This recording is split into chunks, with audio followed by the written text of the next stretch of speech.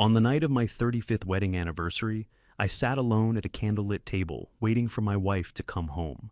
The dinner was ready, the wine was poured, then my phone rang. It was my son, an FBI agent.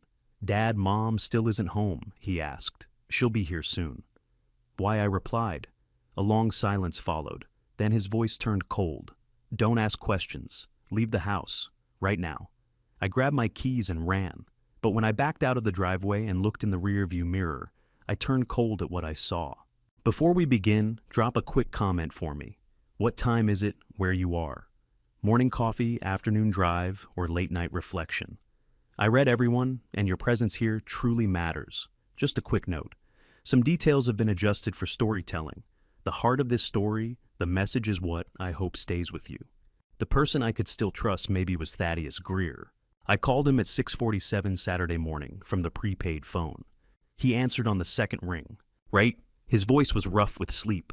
"I just saw the news this morning. Oh my God." Ray, my middle name. Raymond. He was the only person who'd called me that in 20 years. "I need help," I said.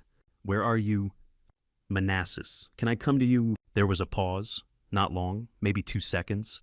But in those 2 seconds, I heard Thaddeus Greer make the same calculation I'd made 100 times in security work. How much do I ask? And how much do I just accept?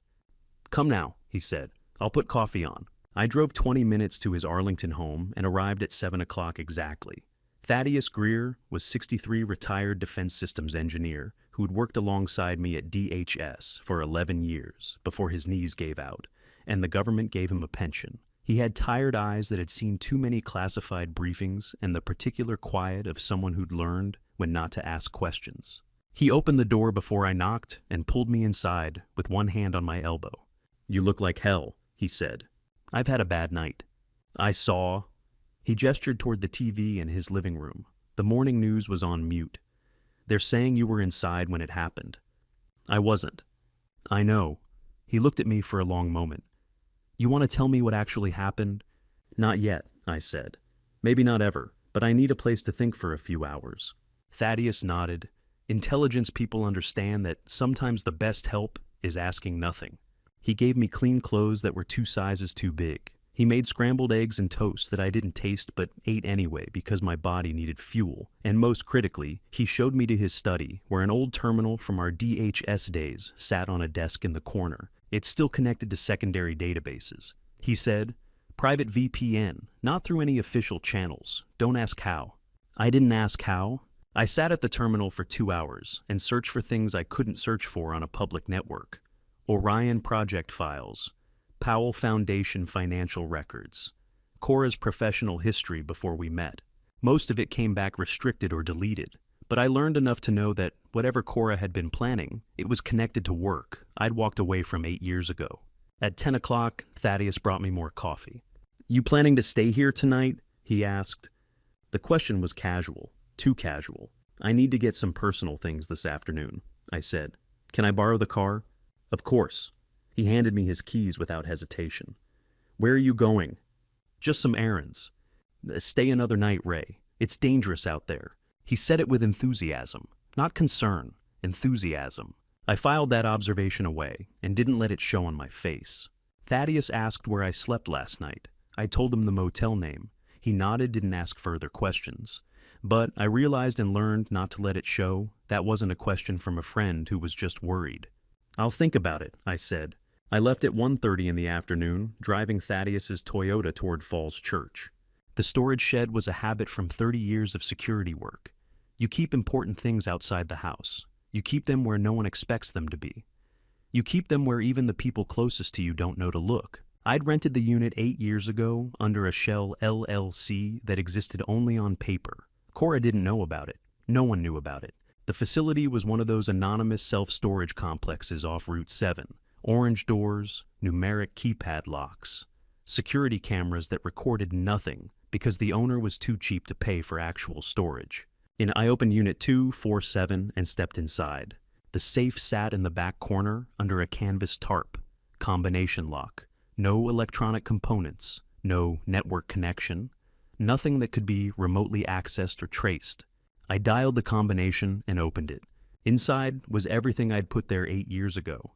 spare passport, $5,000 in cash wrapped in plastic, and an old manila folder about the Orion project, the classified surveillance network I'd consulted on before I was removed from the program under circumstances that were never fully explained. I took out the cash and the passport. Then I saw the second folder, dark blue, thicker than mine, and on the tab in handwriting that wasn't mine was a single word, Raymond, Cora's handwriting. "That's not mine," I said to the empty storage unit. "I didn't put that there," which means she did. I picked up the blue folder. It was heavy, substantial. The kind of weight that comes from years of accumulated documentation. How long had she known about the storage shed? How many times had she been here while I thought I was keeping secrets? The answer came to me a moment later, and it was humiliatingly simple. I had come here 8 years ago to set this up. I had driven here in our shared car. She had been tracking the vehicle. The storage facility's address had been in the GPS history of a car we both owned. She hadn't needed to follow me. The data had followed me for her. I closed the safe, left the unit, and drove to the shopping mall parking lot 3 blocks away. I didn't want to open the folder in the shed. If Cora knew about the location, she might have installed surveillance. She might be watching even now. But the parking lot was public, anonymous, safe. I parked in the back row facing the empty spaces and turned off the engine. The blue folder sat on the passenger seat beside me. I looked at it for a while before opening it. The tab said Raymond in Cora's precise, controlled handwriting. The folder itself was worn at the edges like it had been opened and closed many times. There are things that, once you know, you can't help but know. I picked up the folder. My hands were steady. That surprised me. After everything that had happened in the last 18 hours, the house, the fire, the motel, Thaddeus's slightly wrong enthusiasm, my hands were completely steady. Maybe because I'd already accepted that whatever was inside this folder would be worse than anything I'd imagined. Maybe because acceptance is just another word for surrender. I opened it. Inside, Cora's folder was a single word, printed in capital letters across the first page, Orion. I read for 3 hours in that parking lot. Then I drove until I couldn't drive anymore and slept in the car with the folder on my chest. I woke up in my car at 8:15 Sunday morning with a stiff neck and a dry mouth. The blue folder was still there. I'd hoped for a moment, that brief irrational moment between sleep and consciousness that I'd imagined it. But no. Real. I needed answers, not the ones Cora had written in careful clinical notes. Real answers, independent verification. Falls Church Public Library opened at 9 o'clock Sunday morning. I was waiting in the parking lot at 8:50 watching families arrive for weekend story hour. Normal people, normal lives, the kind of normal I'd had 24 hours ago and would probably never have again. The moment the doors unlocked, I walked to the computer section in the back. Public terminals, no login required, anonymous browsing. Exactly what I needed. I started with the forums where former DHS employees traded war stories and occasionally leaked information they shouldn't. Encrypted boards, password-protected channels. I still knew the back doors. Then archived government contracts, public procurement records, Freedom of Information Act requests that had been filed and partially fulfilled. The picture unfolded piece by piece. Orion Network. Biometric data collection via compromised federal authentication portals. Estimated value $15 to $20 million. Buyer Eastern European Financial Consortium with ties to identity theft operations across 14 countries. I clicked through technical specifications, authentication protocols, system architecture diagrams, and then I saw it, the framework, my framework. The 1994 original design I'd built for the federal security agencies that would later be consolidated into Homeland Security after 2003. The legacy authentication system that was supposed to be decommissioned 8 years ago but never fully removed because government IT moves slower than bureaucracy, and bureaucracy moves slower than geology. That's my architecture, I said to the empty library terminal. She built this entire operation on systems I designed. 30 years of careful work, clean systems, secure protocols, every line of code written with the assumption that the people using it would be trustworthy. And Cora had turned it into a weapon. I stopped reading for a moment and looked at my hands on the library keyboard. These hands had designed those systems. Clean hands, careful hands, and she had turned them into weapons. I kept reading. The Orion Network wasn't just collecting data. It was harvesting biometric profiles from active federal databases that still used my legacy authentication, Fingerprints, retinal scans, voice signatures, the kind of high-value identity markers that could be sold to the highest bidder and used to bypass security systems I'd spent my career building. 2,400 American citizens, mostly former government officials, people with clearance, people whose biometric profiles were worth more than ordinary citizens because they had access to places and systems that ordinary citizens couldn't reach. The list was alphabetical. I scrolled down slowly, reading names I didn't recognize. Anderson, Baker, Chen. No, wait, I'd misread. Chandler. The names blurred together into a catalog of people whose lives Cora had commodified. Davis, Elliott, Fisher. How many of these 2,400 people knew their biometric data was for sale? How many had families who thought they were safe because someone like me had built the security? I kept scrolling. Grayson, Harrison, Irving. My hands were steady on the mouse. That surprised me again. After everything I'd learned in the last 48 hours, my hands were still steady. Maybe because I'd moved past shock into something colder, something that felt like the professional detachment I'd used in security work for 3 decades. Assess the threat, understand the scope, plan the response. Jones, Klein, Lopez. I scrolled past the M names, Mitchell, Morrison, Murphy. Then the P section, Palmer, Patterson, Phillips, Powell. I stopped. Powell Brock, FBI counterintelligence, biometric profile comprehensive, voice authentication, retinal scan, fingerprints on file from federal employment background check. Powell Dennis, former DHS, biometric profile comprehensive, all markers current in federal database despite retirement status. I stared at the screen, both of us, father and son, not just on the list, targeted. Cora hadn't just been selling stolen identities, she'd been selling us, or planning to. The transaction date listed beside our names was November 8th, 3 days from now. The sale hadn't completed yet, which meant Brock had known. He must have known. FBI counterintelligence doesn't miss something like this. He'd seen his own name on the list. Seen mine. And instead of telling me, instead of warning me earlier, he'd waited. A librarian at the next desk looked over. I smiled apologetically and turned back to the monitor. Brock had called me Friday night not because he'd just discovered the threat. He'd called me because the timeline had accelerated. Something had changed. Maybe Cora had moved up the sale date. Maybe she'd decided the house fire couldn't wait. Maybe she'd realized that Brock was getting too close. I looked at Brock's name on the list and understood why he hadn't called me sooner. Not because he didn't trust me, but because he was trying to protect me from this truth until he had enough evidence to do it without breaking me first. My good foolish son, who had no idea that while he was protecting me, our mother was planning to eliminate us both. I closed the browser and cleared the history. Then I sat very still in the Falls Church Public Library and made 3 decisions. First, I needed to find Brock, not call, find face-to-face, because phones were compromised and trust required proximity.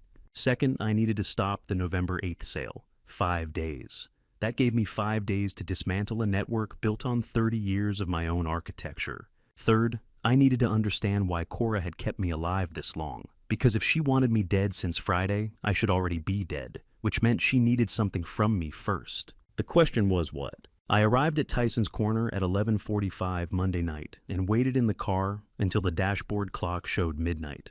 Midnight. Only a few cars belonging to night shift staff were left in the B1 underground parking garage. I found Cora's black Mercedes in 4 minutes. I knew the license plate number like I knew my own phone number. HAR 2847. Virginia plates. The car was registered under joint ownership. Both our names on the title. That made accessing it legal. I used the spare key I'd kept on my keyring for 12 years. The one I'd grabbed from the hook by the door, the same moment I grabbed my car keys on Friday night, without thinking, purely by habit. The door opened without protest. I had every right to be here. The interior smelled like her perfume and leather. I had sat in this passenger seat 1,000 times over the years. Anniversary dinners, weekend trips, normal life. I opened the glove compartment. Inside was exactly what I expected. Registration, insurance card, owner's manual, and beneath those, wrapped in a soft cloth, a small black remote control. I picked it up carefully. The remote was compact, professional, the kind of device that could be purchased legally if you knew which suppliers to ask and which questions not to answer. Cora had kept this habit for 35 years. Important things in the glove compartment, easy to reach, easy to grab in an emergency. I knew her patterns because I'd spent 3.5 decades watching her build them. From my jacket pocket, I pulled out the device I'd assembled over the last 3 days, purchased components, legal sources, nothing that would raise flags if anyone checked receipts. It looked identical to Cora's remote on the outside, same size, same weight, same texture. But inside, instead of whatever destructive capability Cora had installed, mine contained a GPS transmitter. Commercial grade. The kind used for tracking vehicles or high-value shipments. When activated, it would send a precise location signal to a server I'd programmed using credentials from my old DHS days. A server that still existed, that still accepted authentication from accounts that were supposed to be decommissioned, but never actually were. A server that could forward location data to law enforcement if the right protocols were triggered. I placed my device in the glove compartment where Cora's had been, wrapped it in the same soft cloth, positioned it exactly as she'd left the original. She'll take the device and believe it's her weapon, I said quietly to the empty car. I'll let her believe that until the moment it matters. I put Cora's real remote in my jacket pocket, locked the car. The door closed with a satisfying click. I stepped out of the Mercedes and stood for a moment in the underground garage. The fluorescent lights hummed at low power, casting everything in pale yellow. No movement, no other cars running. Just the distant sound of building HVAC somewhere above me. I checked my watch, 12:17.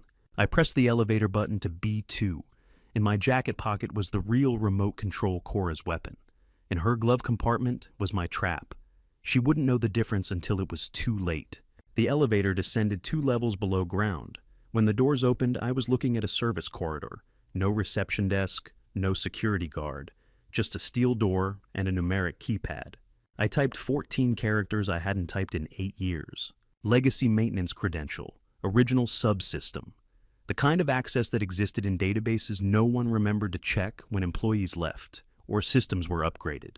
No one had put it into offboarding protocols because no one knew it still existed. The light turned green.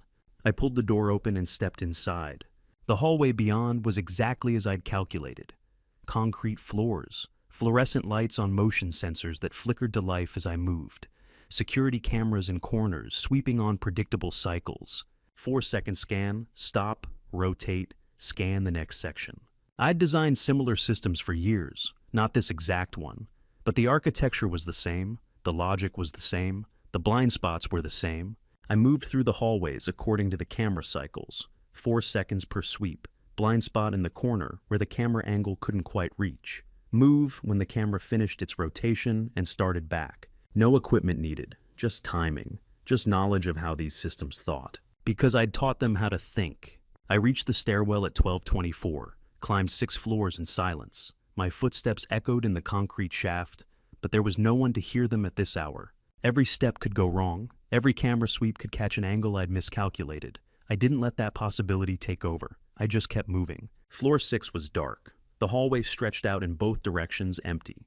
No security personnel, no cleaning crew, just motion sensor lights that turned on as I stepped into their range. I counted doors, 3rd on the left.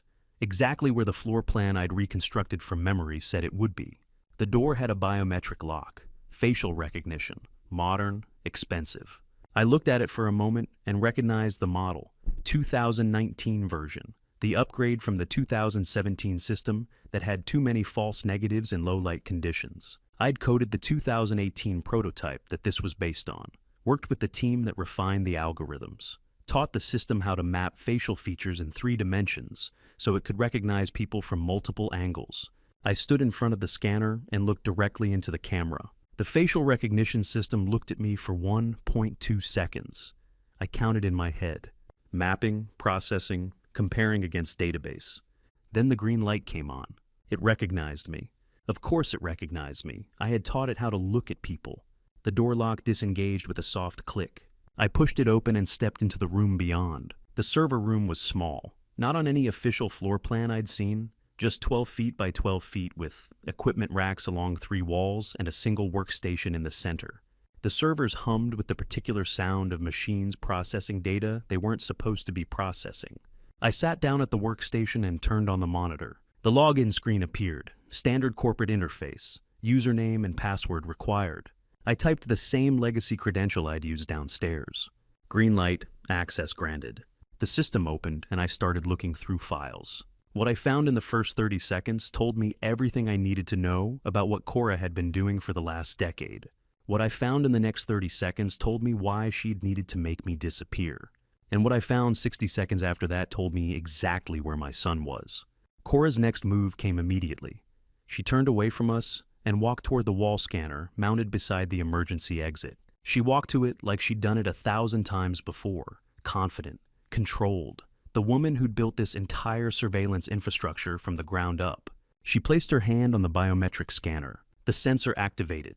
Blue light swept across her palm, reading the unique pattern of ridges and whorls that identified her as Cora Powell, administrator, creator, the woman who controlled every lock, every camera, every door in this building.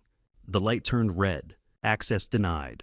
Cora pulled her hand back, looked at the scanner, placed her hand on it again. Blue light, scanning, reading. Red light, access denied. What is this? Cora said. Not to us, to herself, to the machine that should have recognized her. She tried a third time. Same blue light, same red denial. I removed you from the system an hour ago, I said. Cora turned to face me. Her expression was something I'd never seen before. Not anger, not fear, complete incomprehension. You couldn't have, she said. I built this. My credentials are hard-coded into the primary database. They can't be deleted without administrative override. I know, I said. That's why I knew where to find your admin credentials, and why I knew exactly which commands to enter to replace your biometric profile with an empty authorization record. Cora stared at me. When she asked, 1:30 a.m., I said, in the server room on floor 6, while I was copying the surveillance files. It took 90 seconds. She looked at the scanner, at her hand, at me. You erased me, she said quietly. I made you invisible, I said. To the system you created, to the surveillance network you used to watch me for 35 years. I made it so that when you try to use your empire, it doesn't recognize you anymore. Cora's face went pale, not from fear, from understanding. She realized what I'd done wasn't just tactical. It was symbolic. I'd taken the tool she'd used to control me and made her powerless within it. 35 years of watching, and in 90 seconds, I'd made her invisible. The FBI will be here in seconds, Brock said. His voice was calm, professional. The FBI agent, not the son. And when they arrive, they'll find you locked out of your own system. Cora looked at him, then at me, then back at the scanner that no longer knew who she was. You're good, she said finally. Better than I gave you credit for. I learned from the best, I said. She almost smiled at that. Almost. Then her expression hardened. Calculation returned to her eyes. The system doesn't recognize me, she said. But it doesn't recognize you either. Legacy credentials give you access. They don't give you control. You can get in, but you can't lock me out. I already did, I said. No, Cora said. You deleted my biometric profile, but my backup credentials still exist. Voice authentication, retinal scan, fingerprint on the secondary server. I have 3 more ways into this system, and you don't know where any of them are. She was right. I'd removed her primary access. But a system like Orion would have redundancies, backups, multiple entry points for the administrator.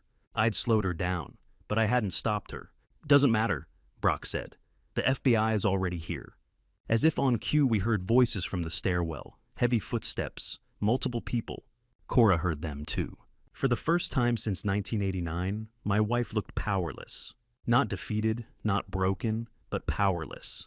Standing in the hallway of a building she owned, locked out of a system she'd designed, waiting for federal agents to arrive and arrest her for crimes she'd recorded herself committing. 35 years, she said quietly. I spent 35 years building this, and you destroyed it in 4 days. I didn't destroy it, I said. You did. The moment you decided to record yourself discussing murder. The moment you kept surveillance tapes that incriminated you. The moment you thought you were too smart to get caught. I was too smart, Cora said, until I married someone smarter. The voices in the stairwell were closer, maybe 10 seconds away. Cora looked at the emergency exit, at the scanner that wouldn't recognize her, at the hallway that led to elevators she could no longer control. Then she looked at her hand, at the palm that the system had rejected 3 times. And then she looked at me. Her expression changed. Not calculation this time, decision. If I can't win, she said, then neither can you. She moved. Not toward the scanner, not toward the exit. Toward the red manual fire alarm box mounted beside the elevator.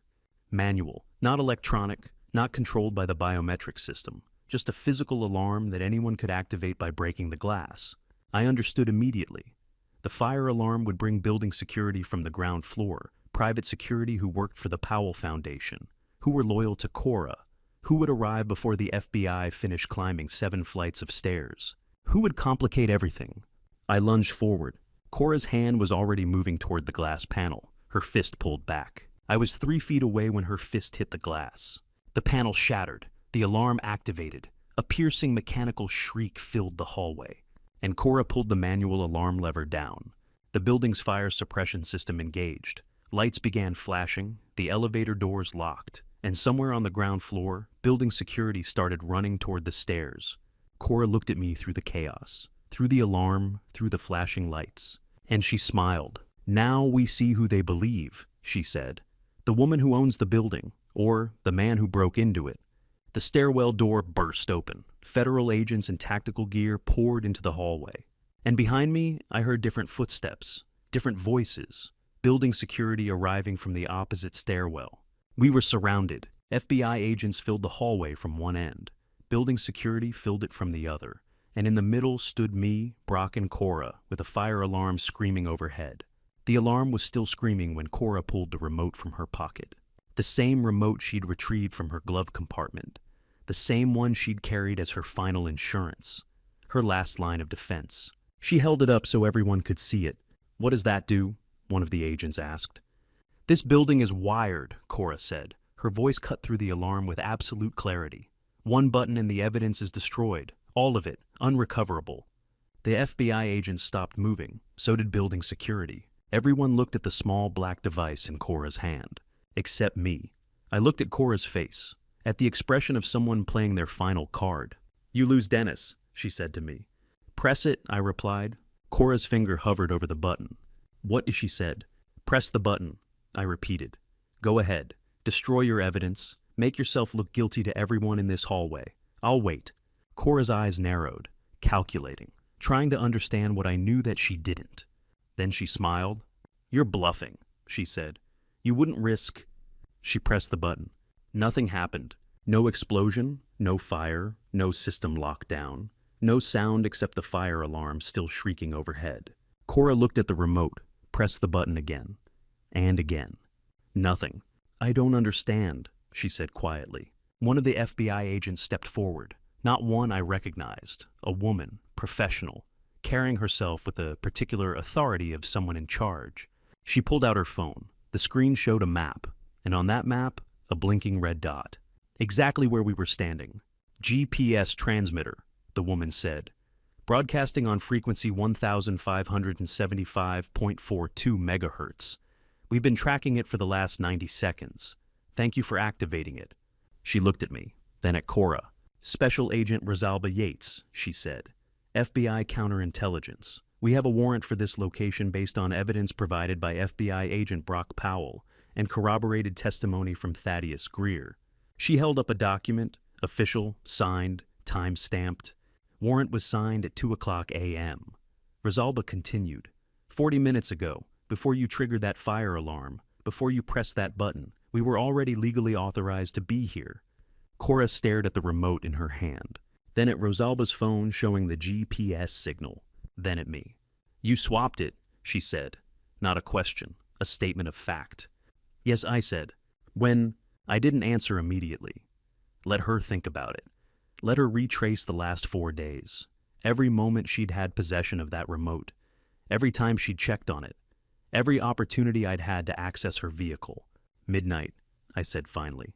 "Friday night, in your Mercedes, while you were inside the house checking the lobby cameras before you left for the facility."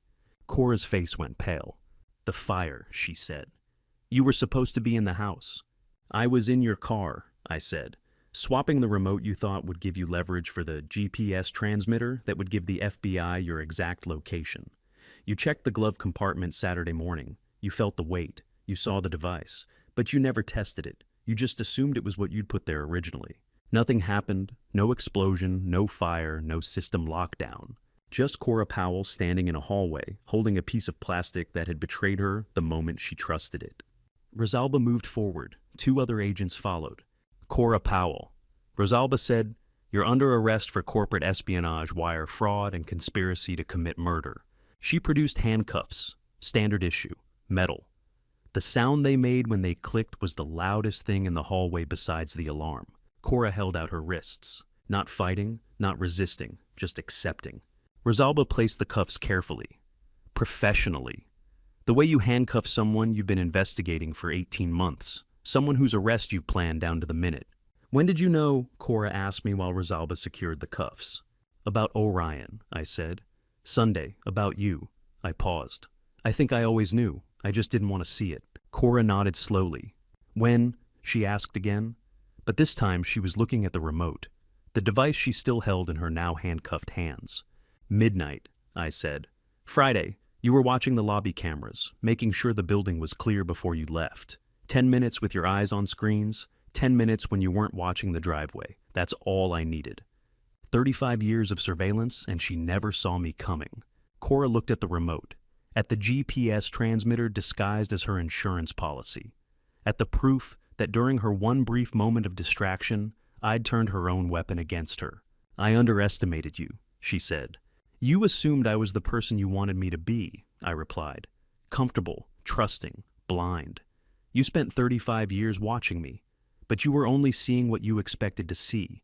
Rosalba began reading Miranda rights. The words were familiar, automatic. The same script recited at every arrest.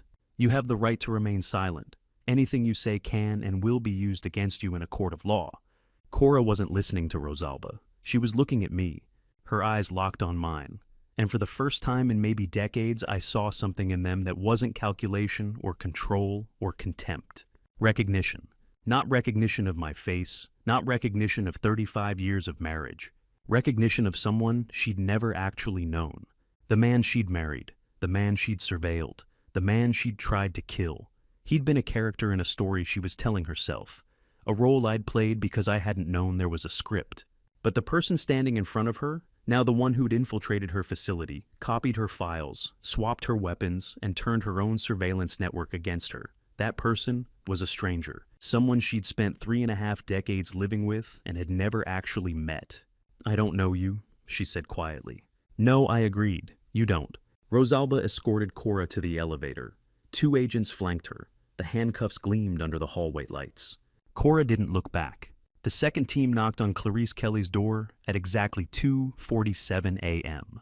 Clarice Kelly was 55 years old, corporate attorney who'd handled Cora's financial arrangements for the Powell Foundation for a decade. She answered the door in a business suit at 2:47 in the morning, as if she'd been expecting this knock for years, which, according to what Rosalba told me later, she probably had been. "I assume you have a warrant," Clarice said, before the agents could identify themselves. They showed her the paperwork. Federal warrant, financial crimes, conspiracy, the same charges Cora was facing. Clarice read it carefully, professionally, like someone reviewing a contract. "Who's handling the plea agreements?" she asked. The lead agent blinked.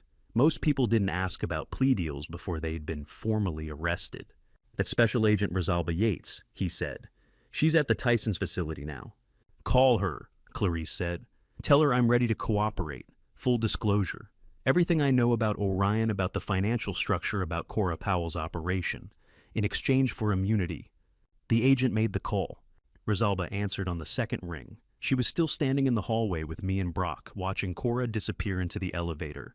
"Its subject is requesting counsel and cooperation terms," the agent said over the phone. Rosalba looked at me, raised an eyebrow. I shrugged. "It's put her on," Rosalba said. Clarice took the phone. "I kept copies of everything," she said, without preamble. 35 years of everything. Financial records, communications, meeting minutes.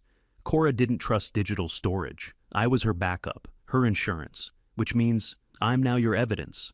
Rosalba's expression didn't change, but I saw her hand tighten on the phone. "We'll send a team," Rosalba said. "Don't touch anything. We'll be there in 20 minutes. "I'll put coffee on," Clarice said and hung up. I learned about Clarice's arrest 3 hours later, sitting in an FBI conference room, drinking terrible coffee. Not arrested exactly, detained, cooperating, trading 35 years of carefully maintained records for immunity from prosecution. Clarice Kelly had seen which way the wind was blowing and adjusted her sails before the storm hit. Smart, pragmatic, exactly the kind of attorney Cora would have hired, and exactly the kind of witness who would destroy any defense Cora tried to mount. At 3:30 a.m., Rosalba released me and Brock. "Preliminary statement is sufficient for now," she said. "But I need you both back here at 9 o'clock for formal testimony. Bring your encrypted drive. We'll need to authenticate the evidence." "Are we under arrest?" I asked. "No," Rosalba said. "You're cooperating witnesses. Agent Powell's status gives him protection, and you—" She looked at me. "You were a victim of a 35-year surveillance operation.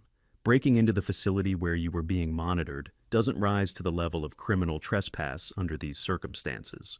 "But I did break in," I said. "You used legacy credentials you legitimately possessed from your time at DHS," Rosalba said. "And you accessed a facility that was actively being used to commit federal crimes against you.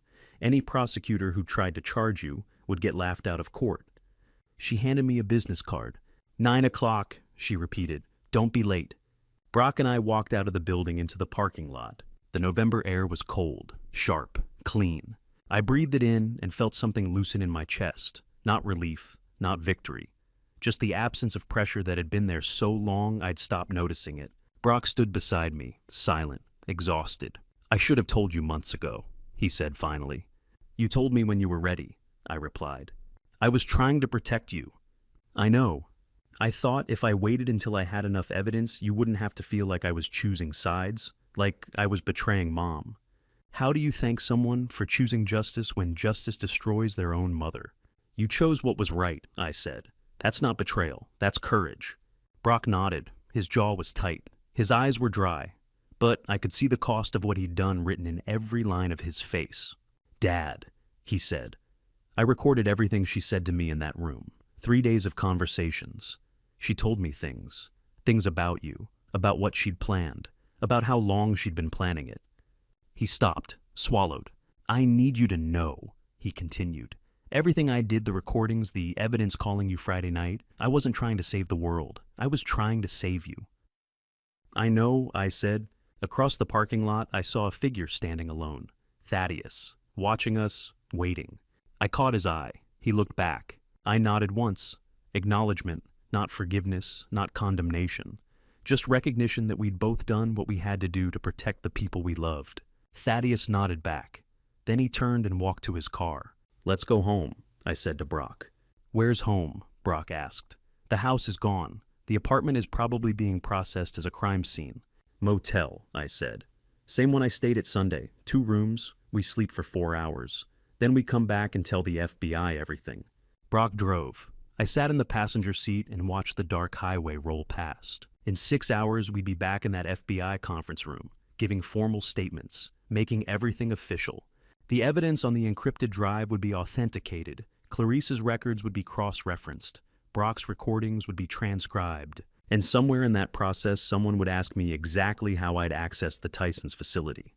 Exactly which systems I'd compromised. Exactly what I'd done during those 2 hours between midnight and 2 a.m.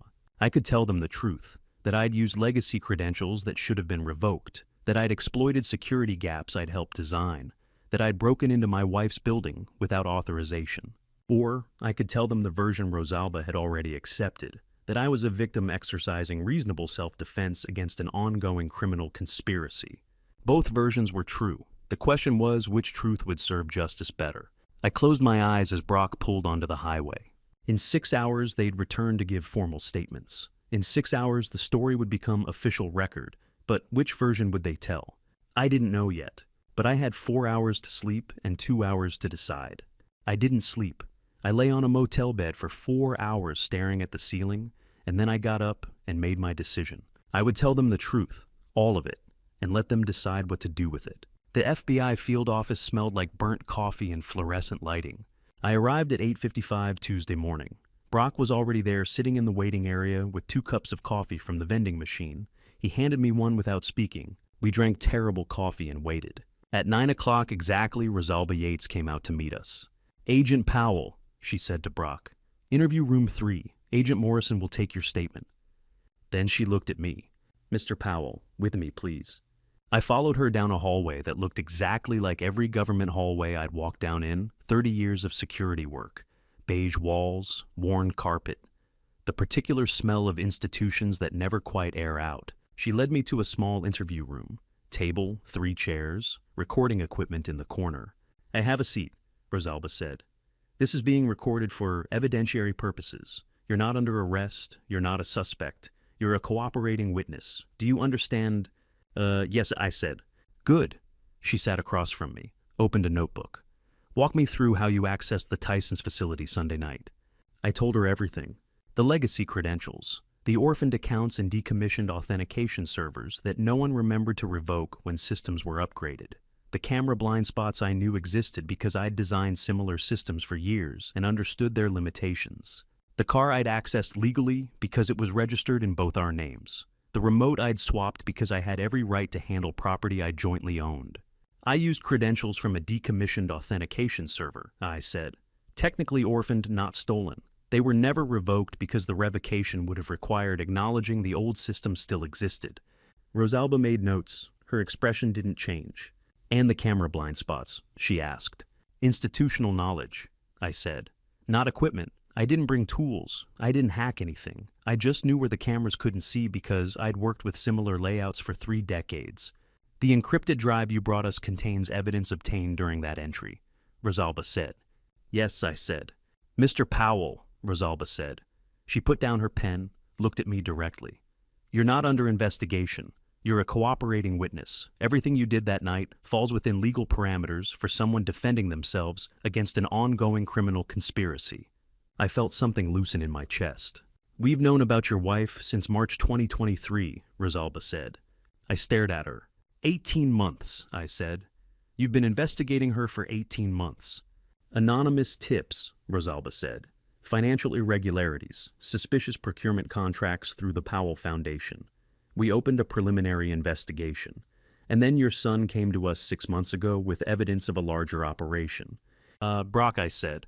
"Agent Powell provided us with financial records, communication logs, and testimony about his mother's activities," Rosalba said.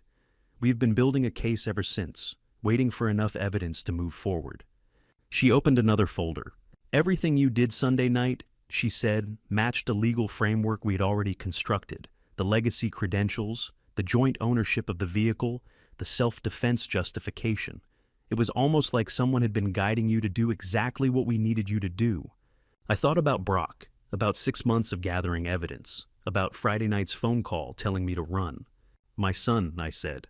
"Your son has been protecting you while simultaneously building a federal case against his mother," Rosalba said.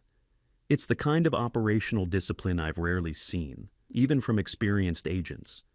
"He learned from watching her," I said quietly. Rosalba nodded. We noticed. How long had the FBI been watching us watch each other?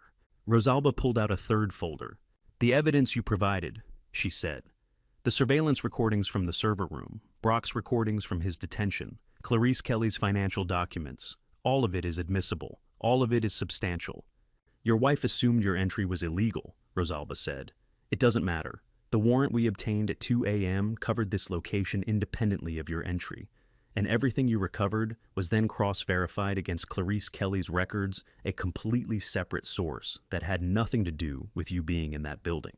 Under the independent source doctrine, the court doesn't need to rely on your access at all. The evidence stands on its own, and all of it points to something bigger than corporate espionage." She slid a document across the table, a list of names, 2,400 of them. "Orion wasn't just stealing identity data," Rosalba said. "It was targeting classified clearance employees across 7 defense contractors, engineers, analysts, program managers, people with access to sensitive national security information." I scanned the list, recognized some names, former colleagues, people I'd worked with years ago at DHS. "Yet this is a national security case," I said. "Yes," Rosalba confirmed, "which is why we've been moving carefully, why we needed ironclad evidence. why your infiltration and the evidence you recovered were critical to our timeline. She closed the folder. You didn't just expose your wife's crimes, Rosalba said. You protected 2,400 American citizens from having their identities sold to hostile actors. I looked at the closed folder, at the list of names I couldn't see but knew were there. I did it for Brock, I said. Rosalba smiled. It was the first time I'd seen her smile. It was small, professional, but genuine. I know, she said, but that doesn't make the rest of it less true. She stood up. The interview was over. We'll need you available for testimony when this goes to trial, she said. But for now, you're free to go. No charges, no restrictions. You did good work, Mr. Powell. I started to stand. One more thing you should know, Rosalba said. She slid another folder across the table, thinner than the others, older. I opened it. Inside was a photograph, black and white, dated 1987, 2 years before I met Cora.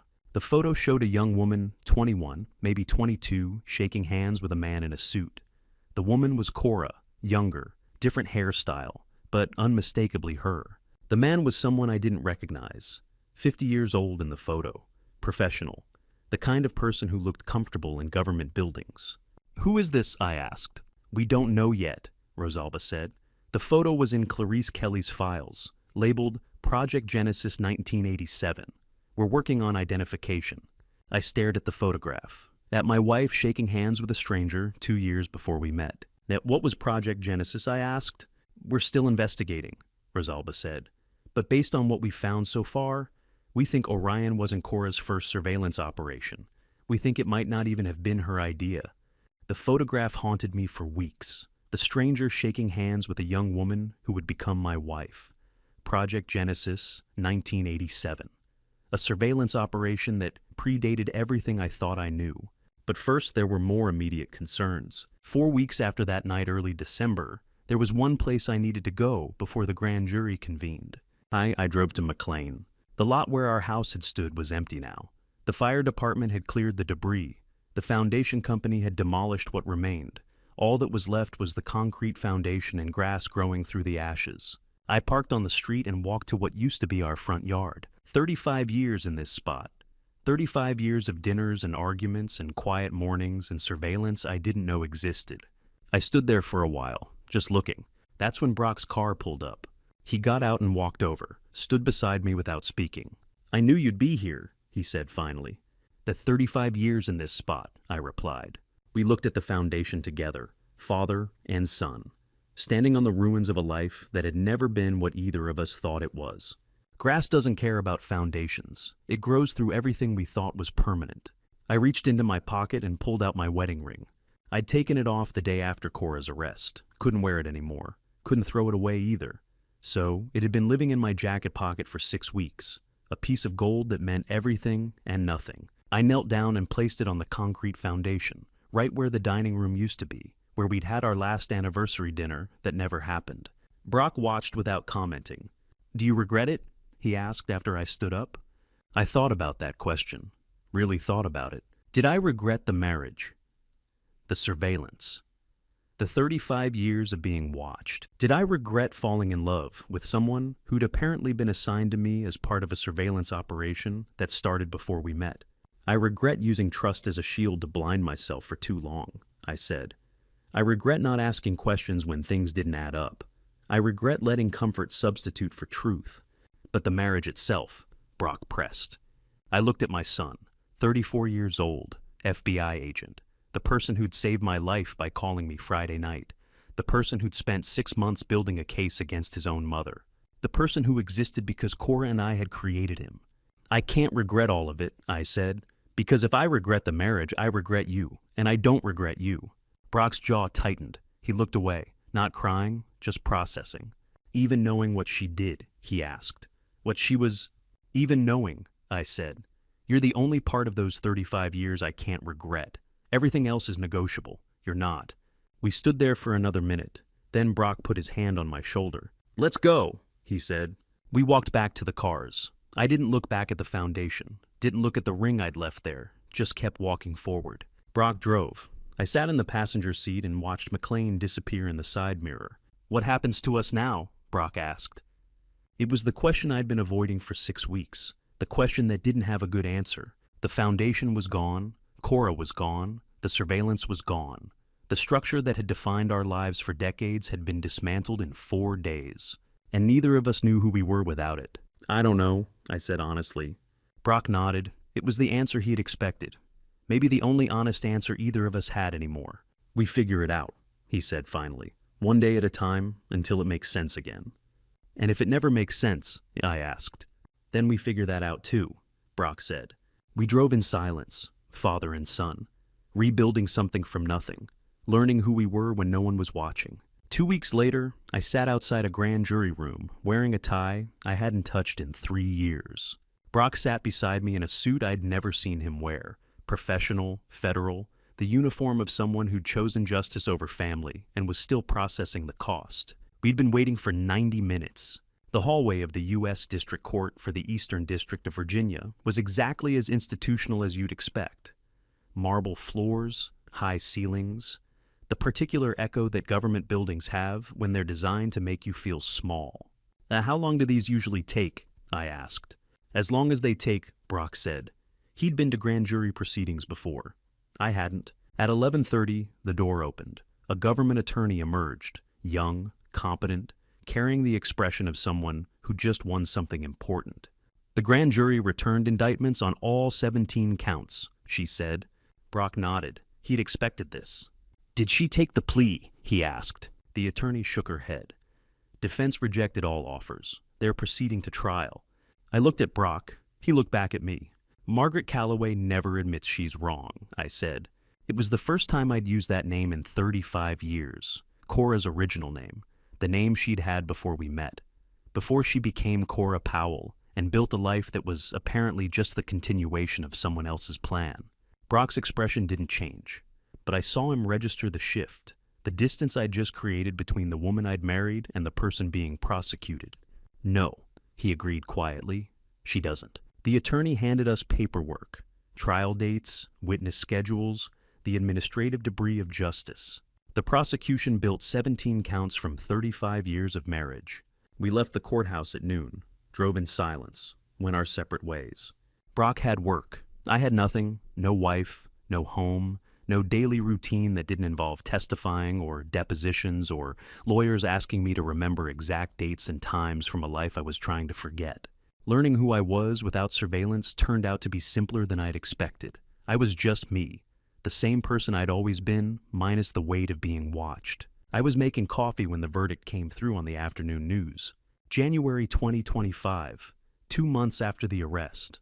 I'd moved into a small apartment in Alexandria, 1 bedroom, a kitchen barely big enough for 1 person, a balcony overlooking a parking lot. It wasn't much, but it was mine. No cameras, no microphones, no 35 years of surveillance disguised as marriage. The coffee maker gurgled. I poured a cup and carried it to the living room where the television was on with the sound low. Then I heard the anchor say a name I knew. Breaking news from the federal courthouse in Alexandria. Margaret Cora Powell was found guilty on all 17 counts in what prosecutors are calling one of the largest corporate espionage cases in Virginia history. I sat down on the couch, held my coffee cup, watched the screen. The anchor was professional, polished, reading from a teleprompter with the appropriate gravity for someone announcing the destruction of a life. Powell was convicted of conspiracy, computer fraud, wire fraud, and attempted murder. The trial, which concluded in just 3 weeks at the Eastern District of Virginia, a court known for moving federal cases faster than any other in the country, relied heavily on testimony from corporate attorney Clarice Kelly and audio recordings provided by FBI agent Brock Powell, the defendant's son. My coffee was getting cold. I didn't drink it. In a surprising revelation during closing arguments, prosecutors presented evidence that Powell had been planning to frame her husband for corporate espionage since 2019, 5 years before the events that led to her arrest. The defense argued that Dennis Powell's infiltration of the Tyson's facility was the triggering event, but prosecutors successfully demonstrated a long-term pattern of preparation. 5 years. She'd been planning to frame me for 5 years before I even knew Orion existed, which meant my infiltration hadn't triggered anything. It had just accelerated a trap she'd already built. The news cut to footage of the courthouse, Cora being led out in handcuffs. She looked smaller than I remembered, older. The professional mask she'd worn for decades was gone. 17 counts, 35 years, less than one count every 2 years. The math felt wrong, like trying to quantify something that couldn't be measured in charges and convictions. The surveillance network known as Orion has been permanently dismantled. The anchor continued. Federal authorities say the network compromised the personal information of over 2,400 classified clearance employees across 7 defense contractors. All victims have been notified and provided with identity protection services.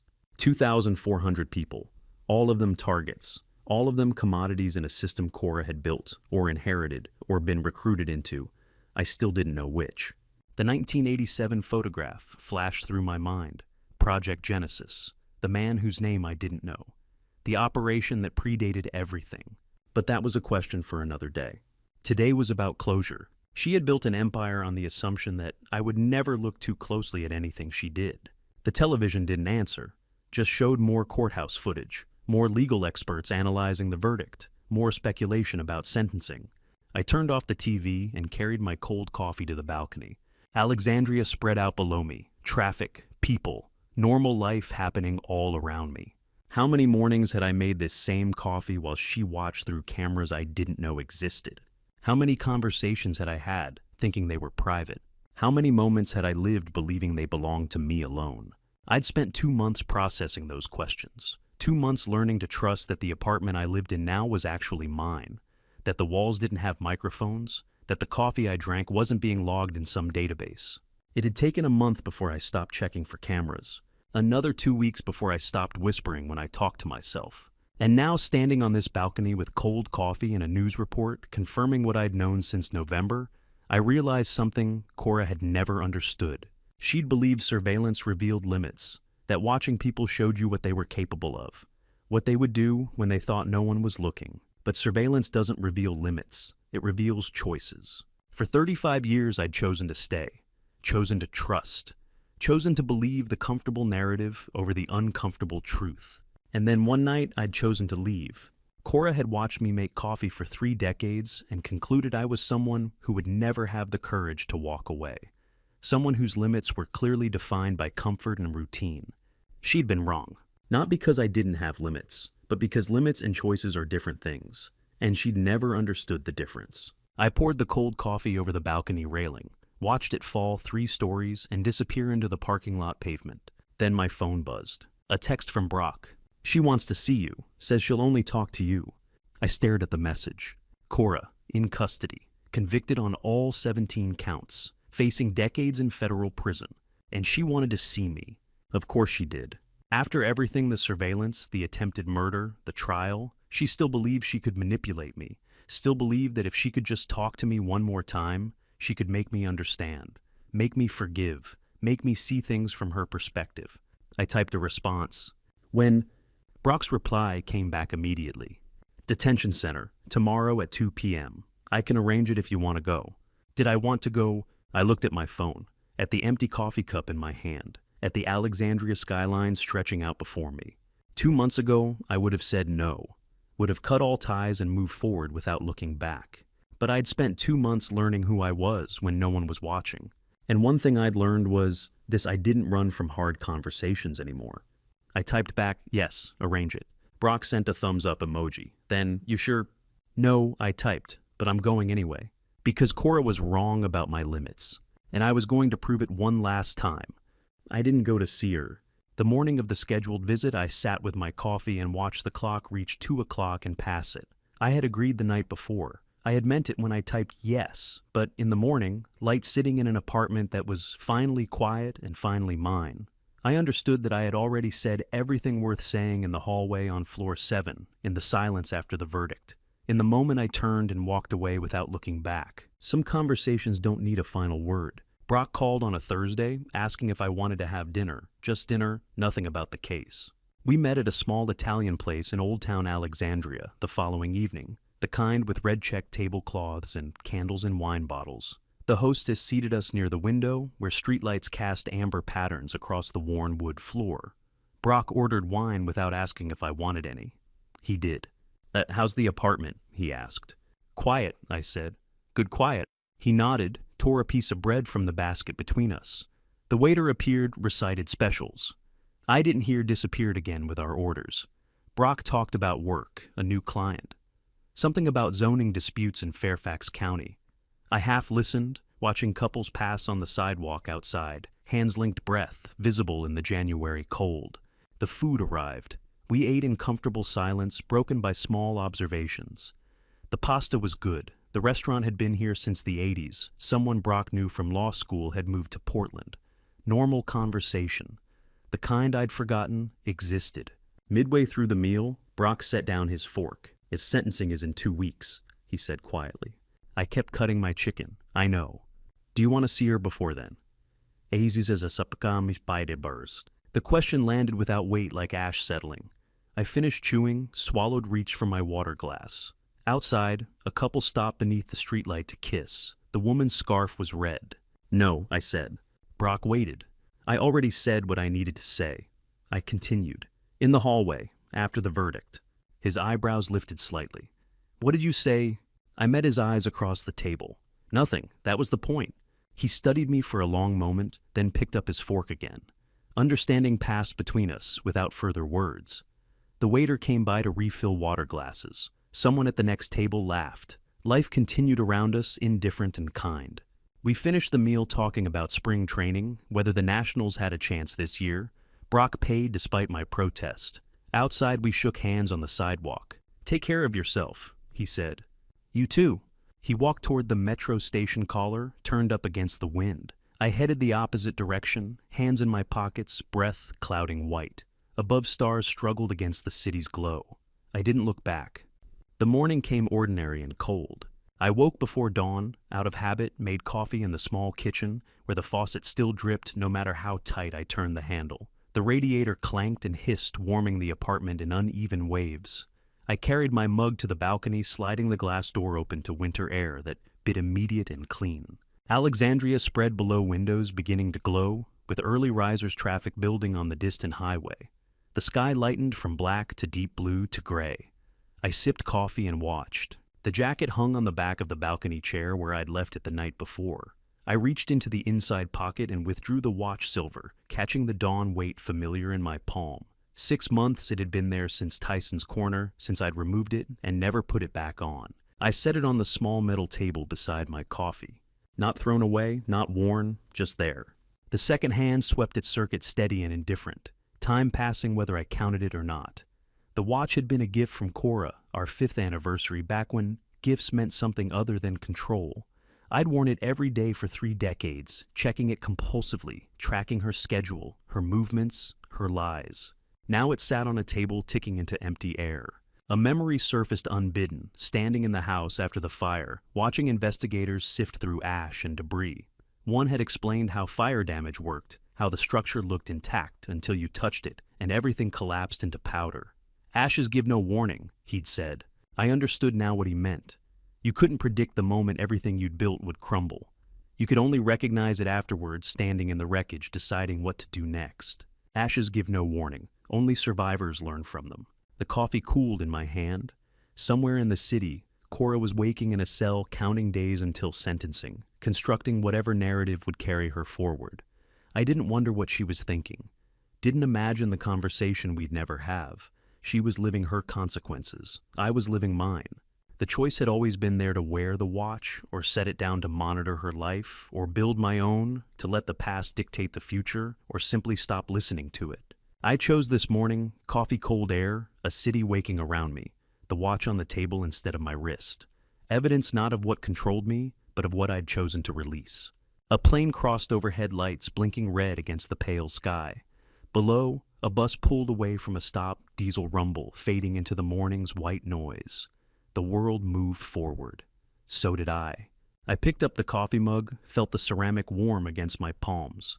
The watch continued its sweep, marking seconds I didn't need to count. Later, I might put it in a drawer. Later still, I might not think of it at all. But right now, it sat where I'd placed it separate from me, no longer defining the minutes of my day. The coffee was hot, the morning was ordinary, and for the first time in 35 years, I didn't know what Cora Powell was doing. I'd learned enough. There are evenings when everything looks better than it actually is, and that Friday night in November was one of those evenings. I sat at the dining room table, checking the worn leather watch my wife had given me a decade earlier. 7:15. The candles I'd lit at 6:30 had burned down a quarter inch.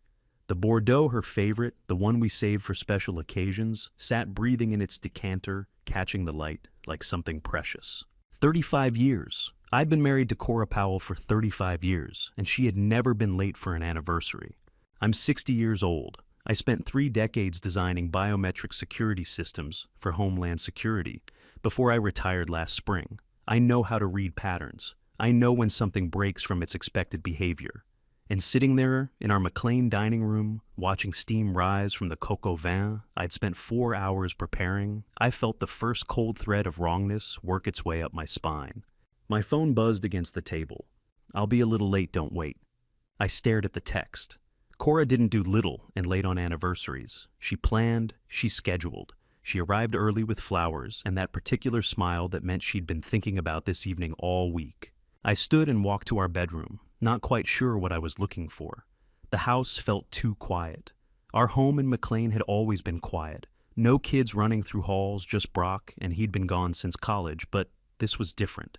This was the silence that comes before something breaks. I opened the drawer of her bedside table. I don't know why. Instead, I found our wedding photo.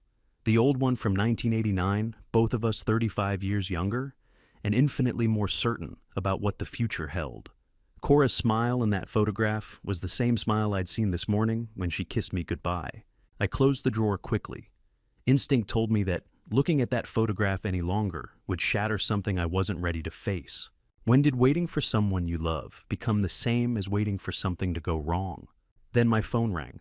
Not a text, a call. The kind of sustained urgent ringing that makes your stomach drop before you even see the name on the screen. Brock. My son was 34, an FBI counterintelligence agent with the Washington field office, and he called me once a week on Sundays to ask about home repairs and whether I'd watch the game.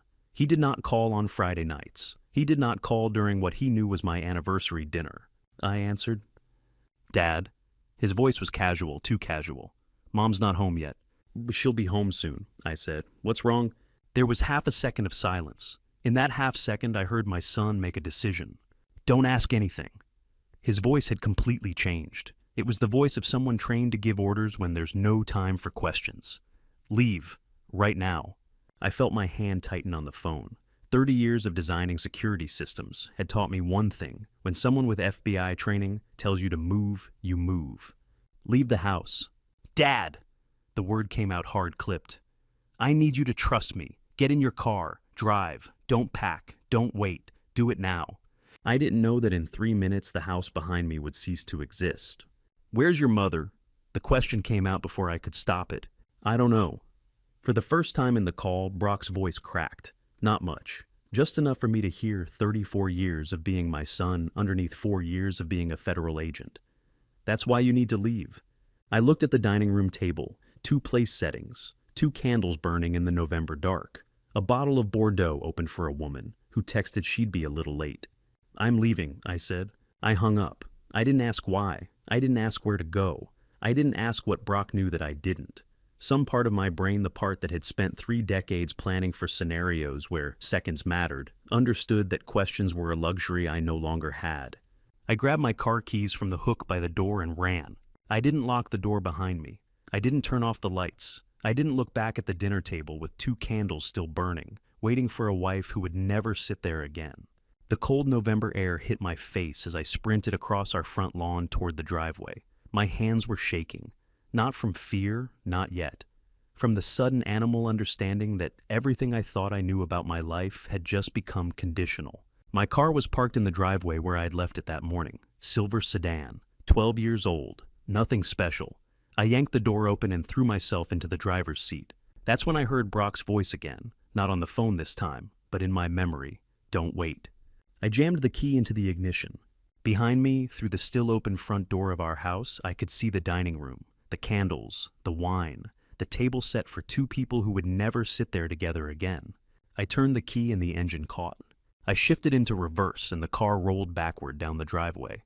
My hands had started to shake, not violently, just enough to make the steering wheel feel unfamiliar under my palms. 30 years of security work had taught me one thing. Always check your six. Always look back. It's the instinct that keeps you alive when everything else fails. I turned my head to look through the rear window as I backed into the street. That's when I saw her. Cora Powell, my wife of 35 years, stood 40 feet from our house at the edge of the side yard. 58 years old, elegant even in the November, cold president of the Powell Foundation for the last decade. She wore the navy coat I'd seen her put on that morning when she kissed me goodbye. In her right hand she held a small black device. I could see her face in the rearview mirror, perfectly framed by the angle of my retreat. It wasn't the face of someone panicked. It wasn't the face of someone distressed or confused or caught in the middle of something she didn't understand. It was the face of someone completing a task. That's not the face of someone who's surprised. I said to no one, my voice strange in the silence of the car. That's the face of someone who planned this. Cora pressed the button. Nothing announced itself. No concussion, no shockwave, just light orange and wrong blooming from the ground floor windows like something patient had finally stopped waiting. She hadn't blown it up. She'd burned it. I watched through the rear window as the glow climbed the exterior walls. The glass didn't shatter. The structure didn't move. It just began to consume itself from the inside, the way things do when fire has time to work quietly. I didn't scream. I didn't gasp. I just looked. Through the rear window in the rearview mirror, I could still see Cora's face. She was watching the fire with the same calm expression she'd worn holding the detonator. She didn't look triumphant. She didn't look sad. She looked satisfied. For one frozen second, our eyes met in the mirror. She didn't know I was watching her. She thought I'd already driven away, already escaped like Brock told me to. She thought the only witness to this moment was the empty street and the November night. But I saw her. I saw everything. The 35 years, I said to the rearview mirror, and I never saw this. I stepped on the gas. The house I had lived in for 22 years was gone, just fire now. I drove west because west was the direction the car was already pointed. No plan, no destination, just Highway 66 stretching out into the dark and the absolute understanding that the woman I'd loved for 3.5 decades had just tried to kill me. My phone, my real phone, the one with my whole life in it, sat in my jacket pocket. I didn't touch it. 30 years of designing security systems had taught me that phones are the first thing they track. Phones are how they find you. I didn't even know who they were yet, but Cora had become they the moment she pressed that button. I drove for 20 minutes before the shaking in my hands got bad enough that I had to pull over. Manassas gas station. Fluorescent lights and diesel smell, and the particular emptiness of places that exist solely for people passing through. I walked inside on legs that felt like someone else's legs. The clerk behind the counter looked up from his phone. Early 20s, bored, the kind of kid who worked the night shift because it meant he didn't have to talk to people. "You okay, sir?" he asked. I realized I must look like something. Maybe everything that had just happened was written on my face in language this kid could read even if he didn't understand it. "Fine," I said. "Just the phone, please." I pointed to the prepaid phones hanging on the rack behind him, the cheap kind, the kind you buy with cash and throw away when you're done. He handed me one without comment. $39.95. I paid with two 20s from the $300 I kept in my wallet. That $300 was a habit. Cora had always encouraged it. "You never know when you'll need cash," she'd said 1,000 times over the years. Security work taught you that, didn't it? Always be prepared. Oh, I stared at the remaining bills in my hand. She'd encouraged the habit because she knew. She'd known for how long? Years, decades. She'd known that one day I'd need cash to run, and she'd made sure I had it, because survivors with resources are easier to track than desperate men with nothing. For the first time that night, my hands trembled not from fear, but because I had just understood she had planned this long before tonight. I got back in the car and activated the prepaid phone. My fingers felt clumsy on the small keyboard. I dialed Brock's number from memory. It rang 4 times and went to voicemail. I hung up and tried again. 4 rings, voicemail. 3rd time, 4 rings, voicemail. 4th time, 4 rings, voicemail. "Brock isn't answering," I said to the empty car. "Either he can't, or he doesn't want anyone to know where he is. Tonight both reasons are equally bad." I placed the prepaid phone down on the passenger seat and stared straight ahead into the darkness beyond the gas station lights. There are 2 reasons why people don't answer their phones. Either they can't because something has happened to them, because they're compromised, because the situation has gone so wrong that communication itself has become dangerous. Or they don't want anyone to know where they are because they're running, because they're hiding, because answering would leave a trail that someone could follow. I looked at the phone sitting on the passenger seat, silent and useless. Tonight, both reasons were equally bad, and I had exactly 9 hours before I learned which one was true. 9 hours turned out to be wildly optimistic. I had no idea how long I had, but the first thing I needed was a place to stop moving. The first motel I saw had an orange vacancy sign flickering against the November darkness. I pulled into the parking lot at exactly 9 o'clock. Small place, the kind that doesn't ask questions. 12 units facing cracked asphalt. A neon sign that said Oasis Inn, but half the letters were dark. The night clerk barely looked up when I walked in. $62, he said. Cash only. Sign here. He pushed a registration card across the counter. I picked up the pen and wrote John Miller, the most forgettable name I could think of. ID, he asked without interest. Lost my wallet, I said. He assessed me for 2 seconds and decided I wasn't worth caring about. Room 114, end of the row. Checkout's at 11. He handed me a key on a plastic tag. I paid with 3 20s and 2 1s. He didn't offer change for the extra dollar. I didn't ask. Room 114 had a window overlooking the empty parking lot and a bed that sagged in the middle. I locked the door, fastened the chain, and sat on the edge of the bed. It was the first time I'd stopped moving since 7:23. My whole body felt wrong. Not tired, not hurt. Just wrong, like I'd been wearing someone else's skin and had only just noticed. I opened my wallet and counted what I had left. $238. The credit card was useless the moment I used it. Someone would know where I was. In my old life, I designed systems that tracked exactly that kind of financial footprint. Behind the cash was a small photograph I'd carried for 26 years. Brock at 8 years old, standing in front of our Christmas tree. The edges had yellowed. The photo had been folded and unfolded so many times that a white crease ran through the middle of my son's face. I took it out and placed it on the pillow beside me. Then I picked up the notepad and pen from the nightstand. Generic motel stationery, Oasis Inn printed across the top. I wrote 3 questions. Question 1, where is Brock? Question 2, what does Cora want? Question 3, how much time do I have before she realizes I'm still alive? I stared at the questions. The first question was urgent but unanswerable without more information. The second required understanding a woman I'd apparently never known. The third question was the one I couldn't answer, and that lack of an answer made everything else more urgent. I looked at the 3 questions on motel paper for a while. The third question, the one about time, was the question I couldn't answer, and that was the most dangerous one. If Cora thought I was dead, I had as much time as it took for someone to identify remains that didn't exist. Hours, maybe a day. If she thought I'd escaped, I had however long it took her to decide I was worth hunting. And if she knew I'd seen her holding that detonator, if she'd watched me drive away, then I had no time at all. I lay back on the bed without taking off my shoes.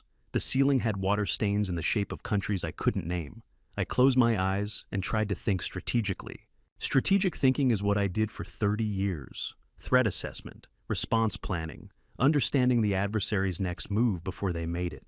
But the adversary was my wife, and I didn't know her next move because I'd never known her first move. I'd spent 3.5 decades living with someone whose entire existence might have been a performance I was too close to see. I wasn't planning to turn on the television, but the silence became too oppressive by 11:30.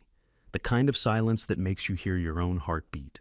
I sat up and turned on the TV. Local news.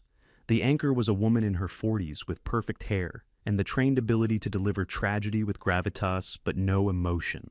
Breaking news from McLean, she said. A serious fire destroyed a home on Westmoreland Avenue earlier this evening.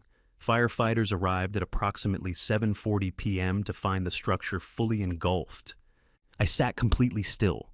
Authorities have confirmed that someone was inside the house at the time of the fire. The victim's identity has not yet been released, pending notification of next of kin. Someone was inside the house at the time of the fire. That someone was supposed to be me. The anchor moved on to traffic. I didn't hear it. I was too busy understanding what had just happened. Cora had reported me inside the house when it caught fire. Not missing, not fled, not escaped. Inside. In the next few hours, maybe by morning, Dennis Powell would officially be dead. Not a suspect. Not a person of interest. Not a man on the run. Dead. Which meant I had no papers, no home, no usable bank account, no legal existence. But it also meant I wouldn't be sought like a living person. because the only person who wanted me dead thought she'd already succeeded. I turned off the TV and sat in the dark. The most dangerous enemy is the one the other side thinks no longer exists. I'd said that to colleagues 100 times during my years in security work. Threat assessment training, strategic planning sessions. The enemy you've already eliminated is the enemy you stop watching for. Tonight I understood it for the first time from the other side. Cora thought I was dead. That gave me something I hadn't had an hour ago. Time. Not much, but enough to ask the right questions. Enough to find Brock. Enough to understand what my wife wanted badly enough to burn down 3.5 decades and call it solved. I lay back down on the sagging mattress and stared at the water-stained ceiling. Tomorrow morning, I would need help from the only person I could still trust, if he was even still trustworthy. I left the library at noon and drove without destination until the need to stop became greater than the need to move. I checked into a new motel in Fairfax at 5 o'clock Sunday evening and was opening a box of crackers I bought from the vending machine when the evening news came on. I wasn't paying attention at first, just background noise while I tried to eat something my body would accept. The crackers tasted like cardboard and salt. I ate them anyway. Then I heard the anchor say a name I knew.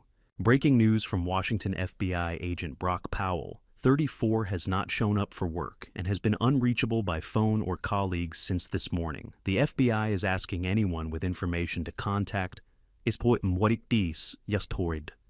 I stopped mid-bite. The screen showed Brock's official FBI photo. Professional, serious. The face of someone who'd spent 4 years learning to give nothing away. Missing since Sunday morning. Not an accident. Not voluntary. Cora couldn't find me after the house fire, so she used him. Not an accident, I said to the television. Not voluntary. She couldn't find me, so she used him. The news moved on to traffic and weather. I turned off the TV and sat very still on the edge of the motel bed. Brock was alive. I was sure of it. Cora needed him not just to force me out of hiding, but for another reason I didn't understand yet. Something about the Orion sale. Something about the timeline. Brock was missing. Not dead, not safe, missing, which meant she had him, which meant I had hours, maybe less. I pulled out the prepaid phone and stared at it. Calling Brock's number would accomplish nothing. If he could answer, he would have answered already. If he couldn't answer, calling would only confirm to whoever was monitoring his phone that I was alive and looking for him. Calling the FBI was equally useless. What would I say? My wife, who you think I died with on Friday, has kidnapped our son to force me out of hiding because we're both on a biometric theft list. She's selling to Eastern European criminals for $20 million. They'd trace the call and find me before I finished the sentence. I put the phone down and tried to think strategically. Cora had Brock. She needed something from him. Access codes, authentication credentials, something only an FBI agent could provide. That's why he was missing instead of dead. That's why the timeline mattered. The Orion sale was November 8th, 5 days from now. If she needed Brock's cooperation to complete the transaction, she'd keep him alive until then. 5 days. I looked at the motel clock.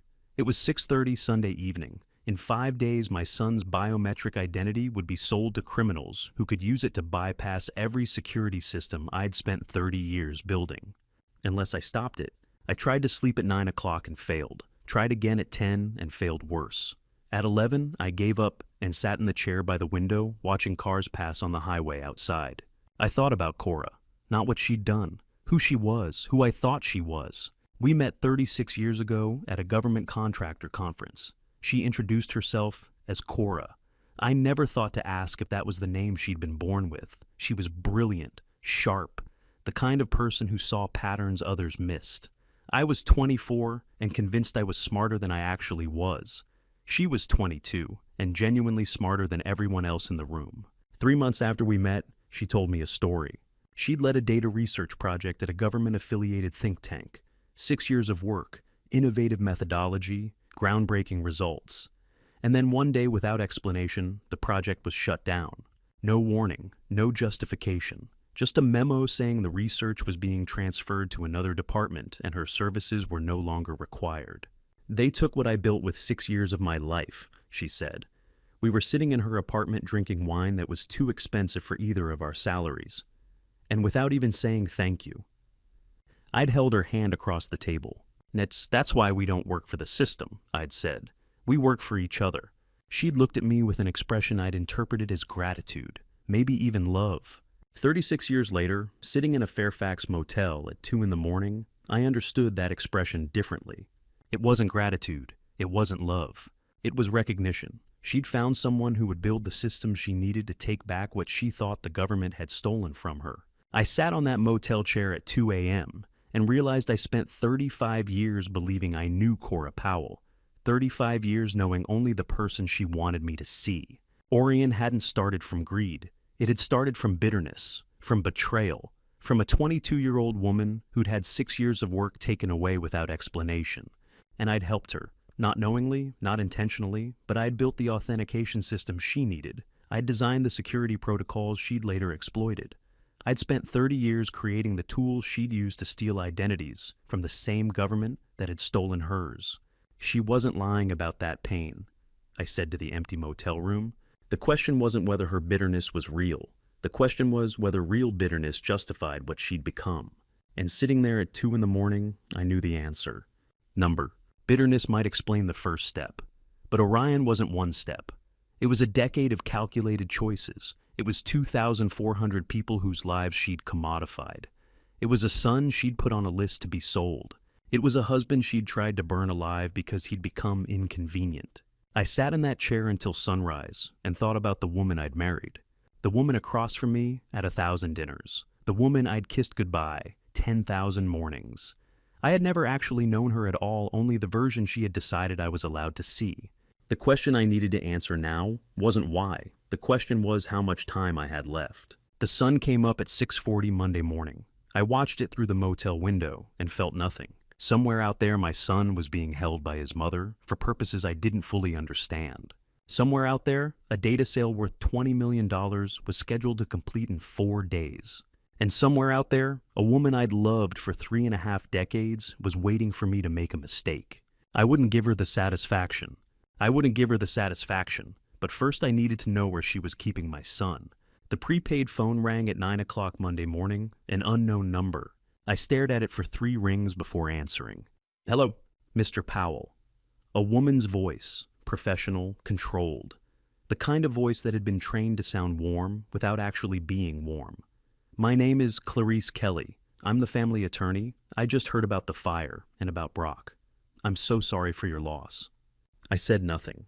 I can help you with your legal and insurance matters immediately, she continued. I know this must be a terrible time, but there are practical concerns that need addressing. Yeah, how did you get this number? I asked. There was a pause, short, maybe 2 seconds. But in those 2 seconds, Clarice Kelly made a decision about how much truth to tell. Cora left it with me earlier, she said. In case of emergency. I looked at the prepaid phone in my hand.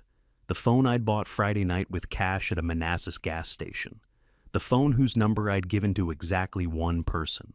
Thaddeus Greer. Saturday morning, standing in his Arlington kitchen.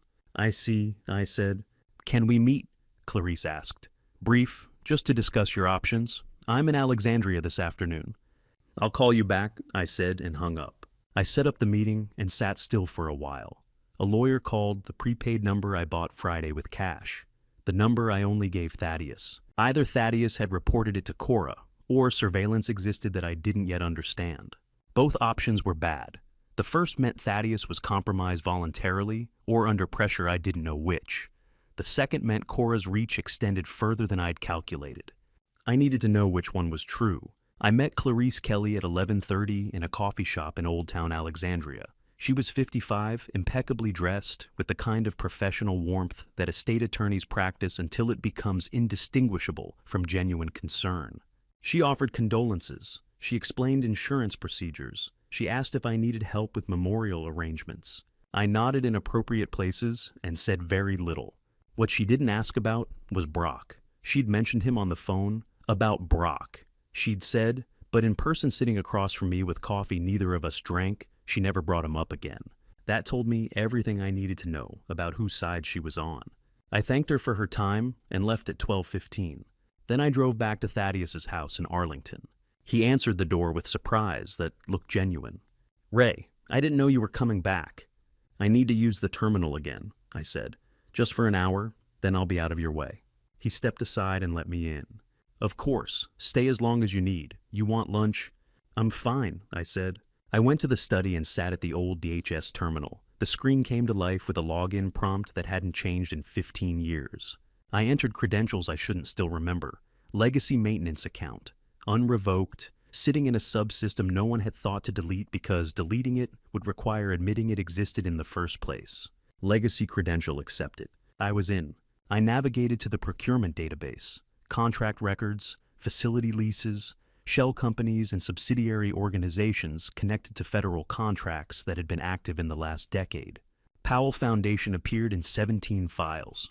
I opened each one systematically. Most were legitimate charitable grants research partnerships, the kind of paperwork that made a foundation look like a foundation.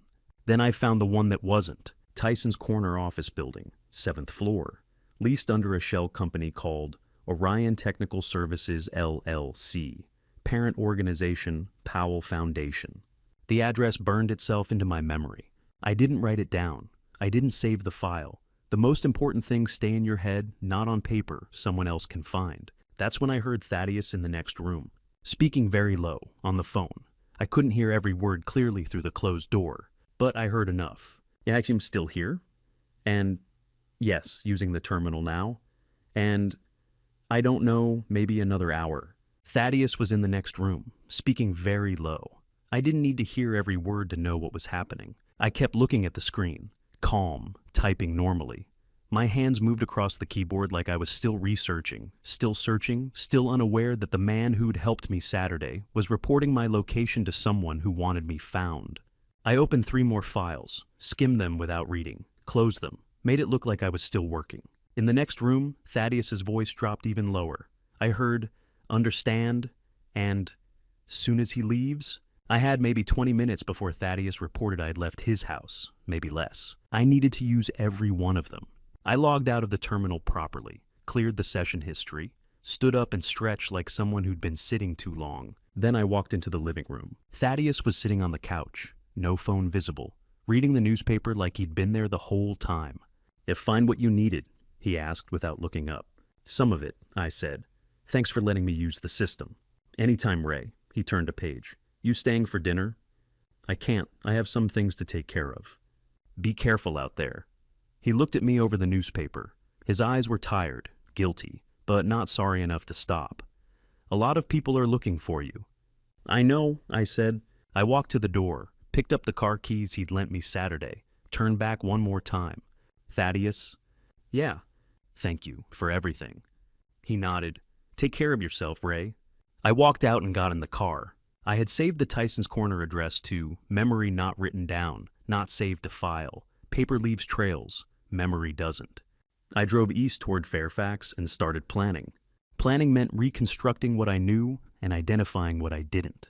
I left Thaddeus's house at 2:30 Monday afternoon and drove to Fairfax Public Library. The library opened at 3 o'clock. I was waiting in the parking lot when the doors unlocked. I found a table in the back corner where I could see both entrances. Took a stack of blank paper and a pencil from the reference desk, sat down and started writing. Not typing, writing, by hand, on paper that would leave no digital trace. I reconstructed from memory the complete security architecture I knew Orion had to be using. Biometric authentication portals, access protocols, legacy system integration points. The kind of technical documentation that existed in my head because I'd spent 30 years building and maintaining it. I started with the foundation, the 1994 original framework, Federal Biometric Authentication System. I'd designed for predecessor agencies, the ones later absorbed into Homeland Security when the department formed in 2003. Back then, the security standards were still being written by people like me. I'd designed that system, every line of code, every authentication sequence, every failsafe and bypass. And as I wrote, I realized something that should have been obvious from the beginning.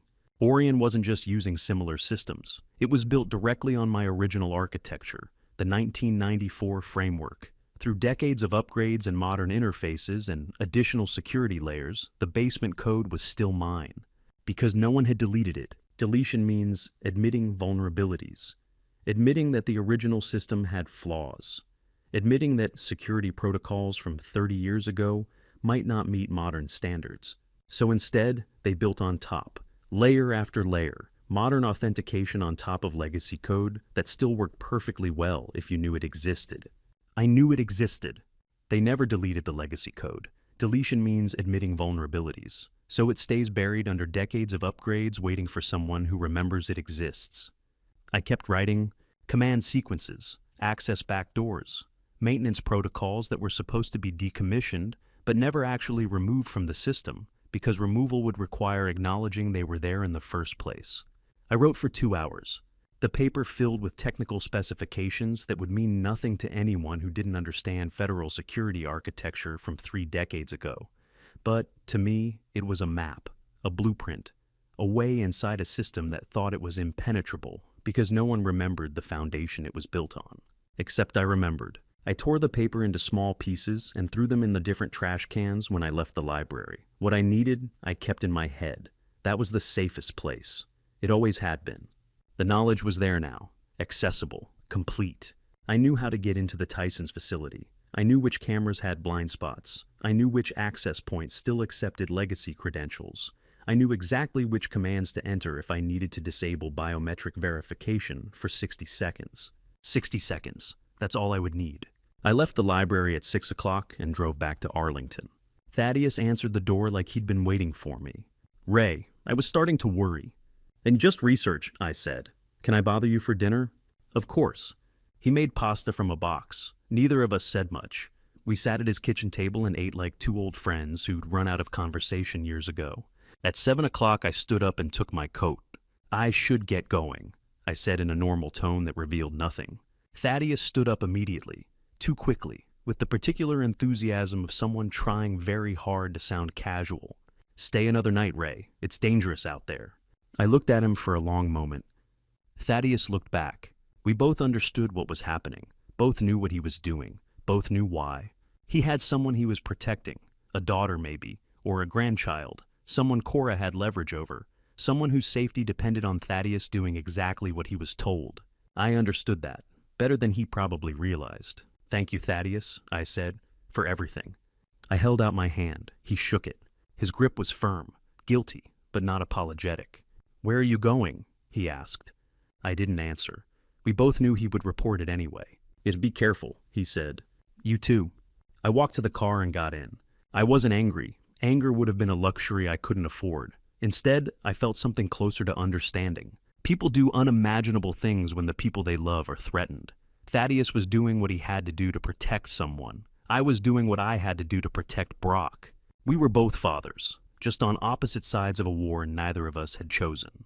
I started the engine and pulled out of his driveway. I had a narrow window.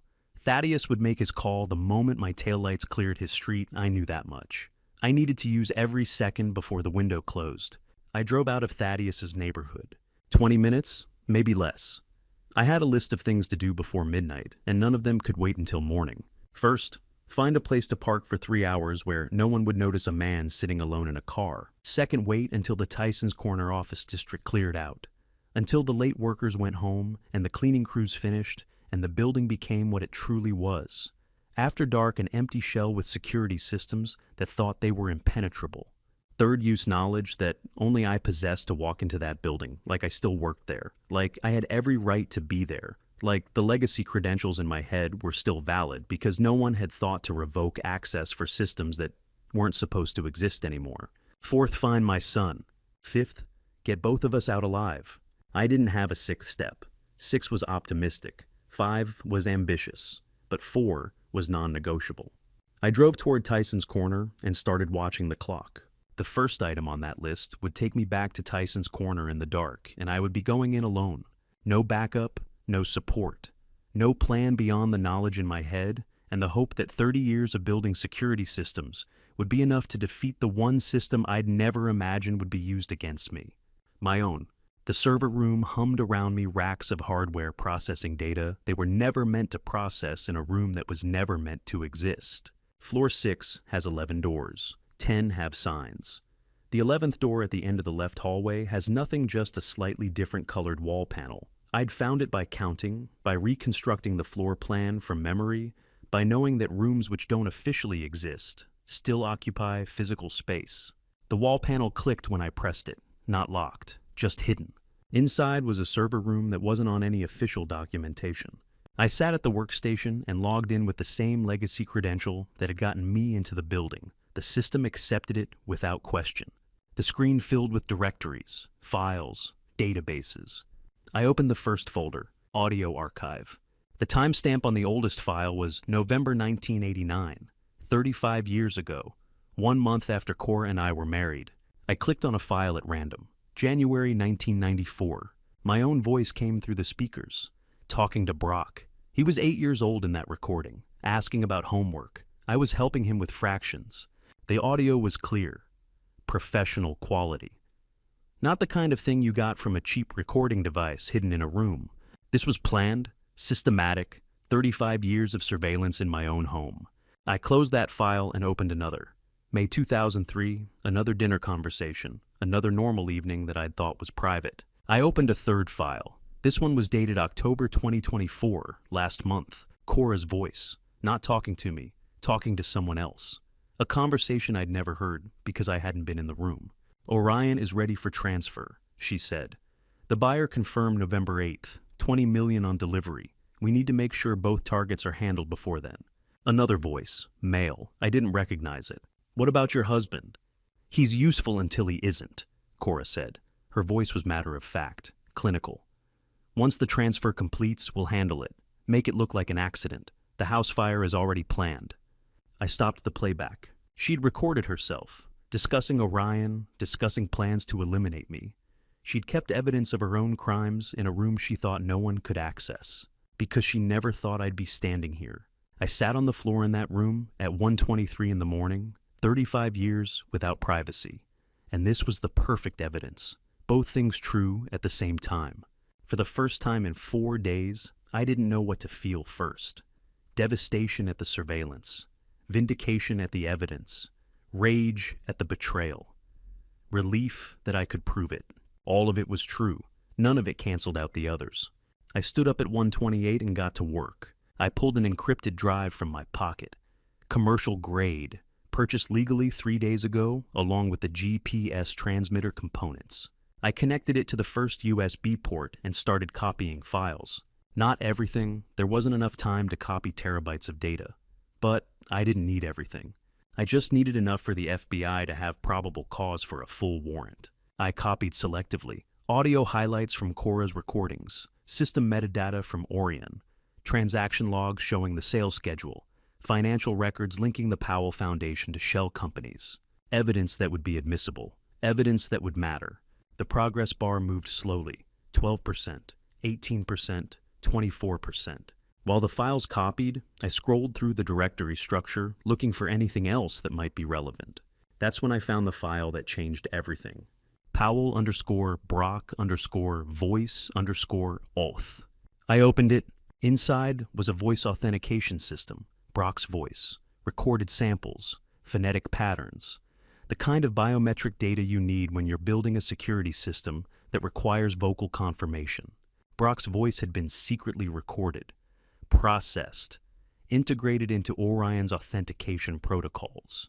I read the technical documentation attached to the file. The system required dual authentication for high-value transactions, primary fingerprint scan, secondary voice confirmation matching stored biometric pattern. The voice pattern on file was Brock's, which meant Cora didn't just need Brock as bait to force me out of hiding. She needed his voice for the system to continue operating after the data sale completed. Brock's voice, authentication. She needed him alive, not for me, for the system. That's why he's still breathing, I said to the empty room. If Brock was dead, the authentication would fail. The sale couldn't complete.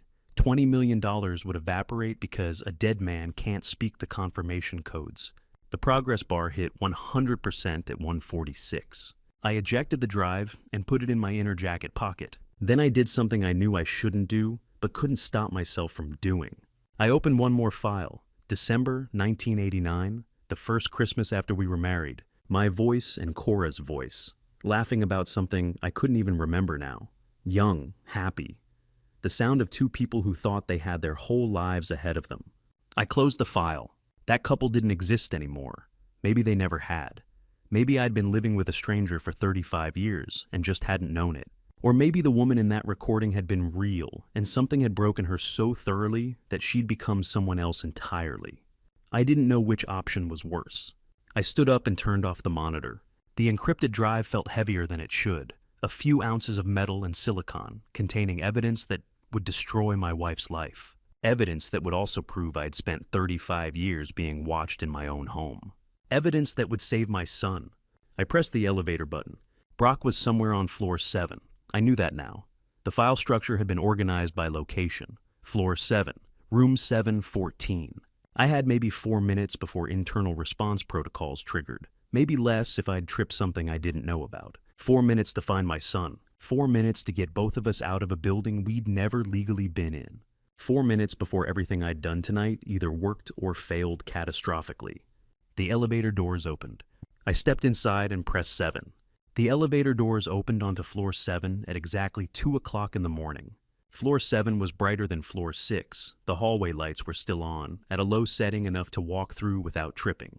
I counted doors from the end of the hallway, standard office layout, conference rooms, supply closets, nothing that looked like a prison.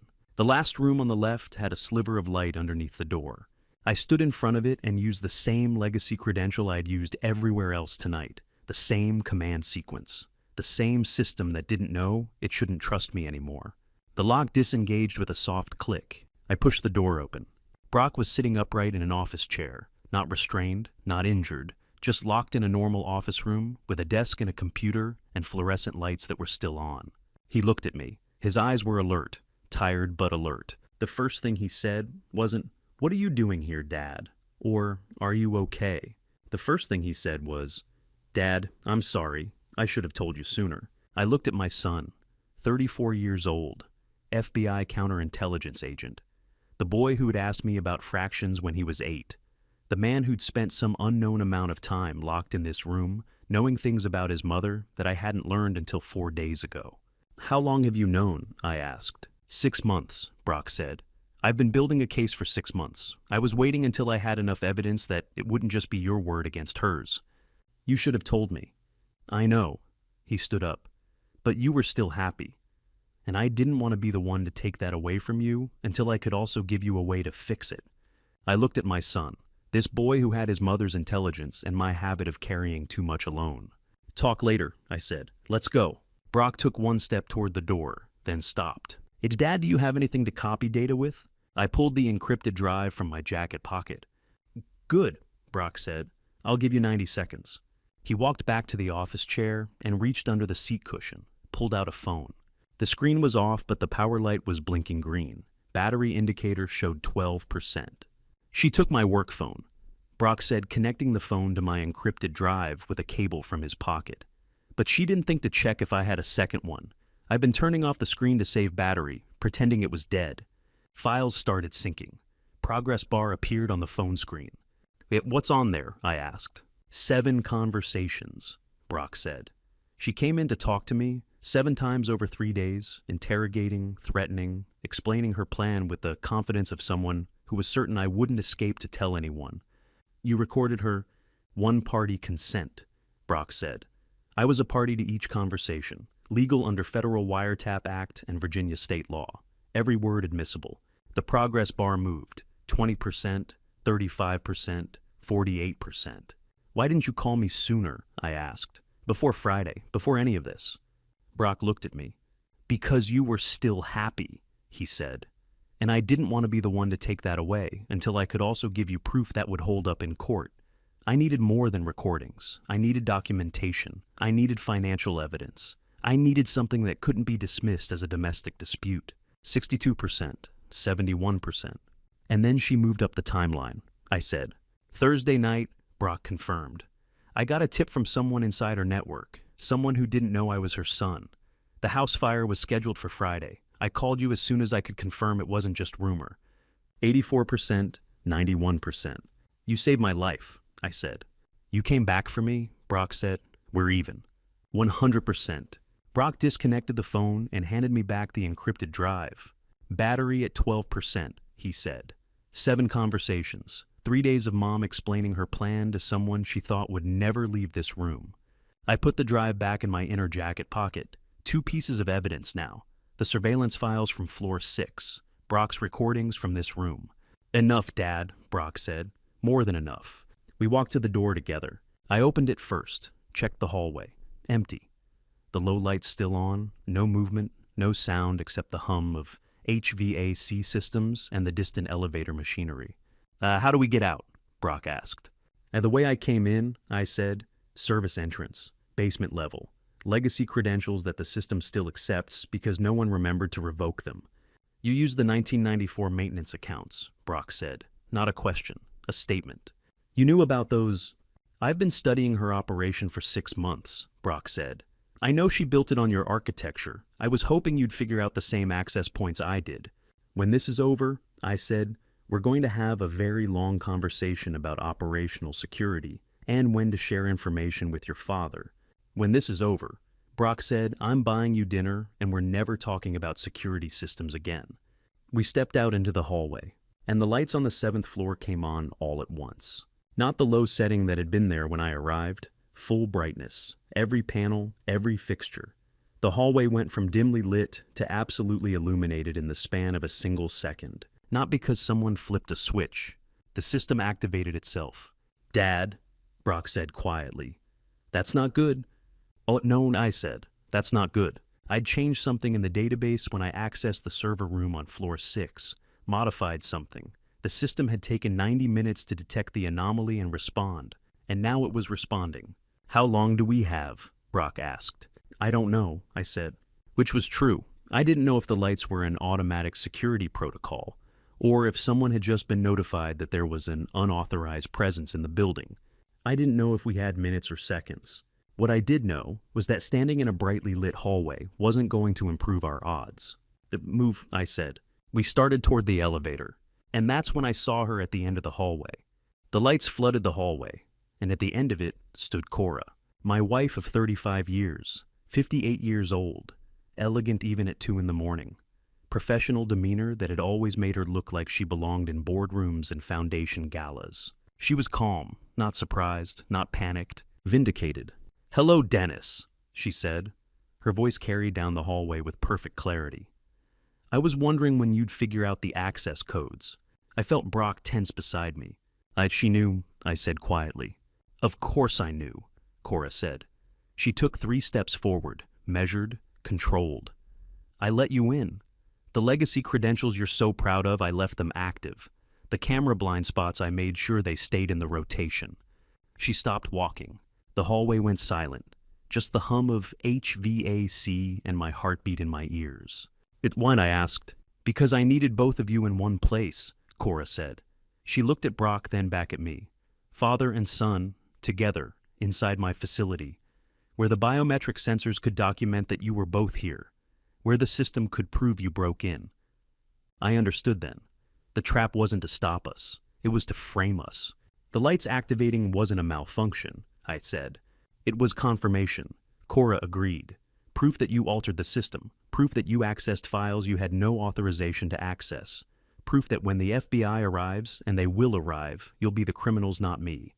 Brock's hand moved to his pocket. The encrypted drive. The evidence we just copied. She knows about the drive, Brock said quietly. Of course I know, Cora said. Do you think I'd leave evidence in a room you could access if I didn't want you to find it? Those files are bait, Brock. Inadmissible. Obtained through illegal entry. Everything you copied is useless in court. I looked at my wife. This woman I'd loved for 3.5 decades. This stranger I'd never actually known. You planned all of this, I said. Every step, Cora confirmed. From the house fire to your escape to Thaddeus helping you. I knew you'd come here eventually. I just had to wait for you to incriminate yourself. I thought about Friday night, about Brock's warning call, about the fire I'd seen rising in the rearview mirror, about every choice I'd made since then that had led me exactly here. What if she's expecting us? Brock had asked me in the car earlier. I'd dismissed it, told him we didn't have a choice. I should have listened. Before I tell you what happened next in that hallway, I need to know, are you still with me? Comment A, if you think Cora planned everything perfectly, or B, if you think Dennis still has a way out. Add one short reason. Please note, what follows includes some fictionalized details for narrative impact. If that's not for you, this is a good place to stop. You made one mistake, I said to Cora. Did I? She smiled. It wasn't warm. It was the smile of someone who'd already won. You assumed I came alone. Cora's smile faltered, just for a second, just enough for me to see the calculation behind her eyes. Oh, Thaddeus reported your location, she said. No one else knows you're here. Oh, Thaddeus, I said. Right. I didn't know what was happening in the parking lot below until Rosalba told me about it 3 hours later over terrible coffee in an FBI conference room. But this is what she described.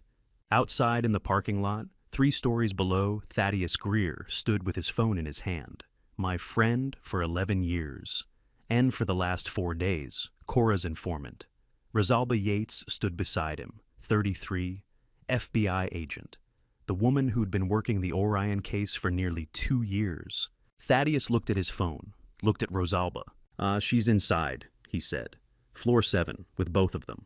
You did the right thing, Rosalba said. Calling us. Thaddeus nodded. He looked tired, guilty, but resolved. My daughter, he said. Cora had leverage over my daughter, said she'd destroy her career if I didn't cooperate. I believed her. We'll protect your daughter, Rosalba said. I know. Thaddeus took a breath. But I can't protect Cora anymore, not after what she's planning to do to them. He dialed a number, not Cora's, not mine. FBI tip line.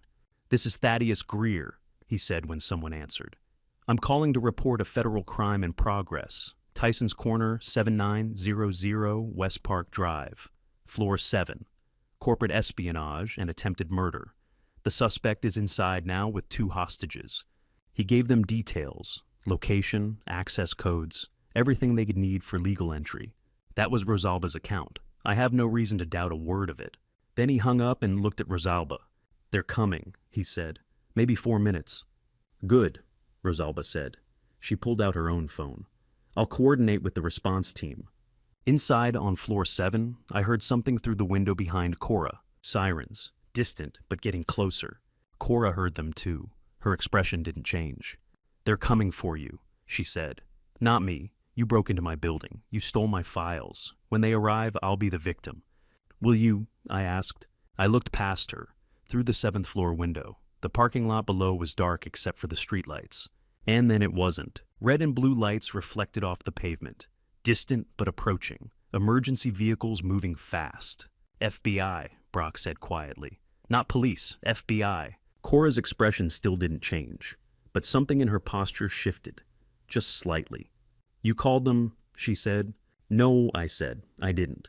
The lights got closer. The sirens got louder. Cora stood perfectly still, watching the lights approach, calculating. Thaddeus, she said finally. Oh, Thaddeus, I confirmed. She looked at me. Really looked at me. For the first time in maybe years, I saw something in her eyes that wasn't calculation or control. Uncertainty. He chose justice, I said. Over loyalty, over leverage, over you. The sirens were close now, maybe 90 seconds away. Cora took 1 step backward, then stopped. She knew what I knew. There was nowhere to run. The building was surrounded. The evidence was copied. The FBI was coming. And for the first time in 35 years, she didn't have a plan for what happened next. The sirens were 90 seconds away, maybe less. Cora stood motionless, watching the lights through the window. Then she reached into her jacket pocket and pulled out a small black remote. I took a step forward. Cora raised the remote. 1 more step, she said, and I pressed this button. I stopped. Brock tensed beside me. His hand moved toward his phone, then stopped, waiting. You won't, I said. Try me, Cora replied. We stood at opposite ends of the hallway, 10 feet between us.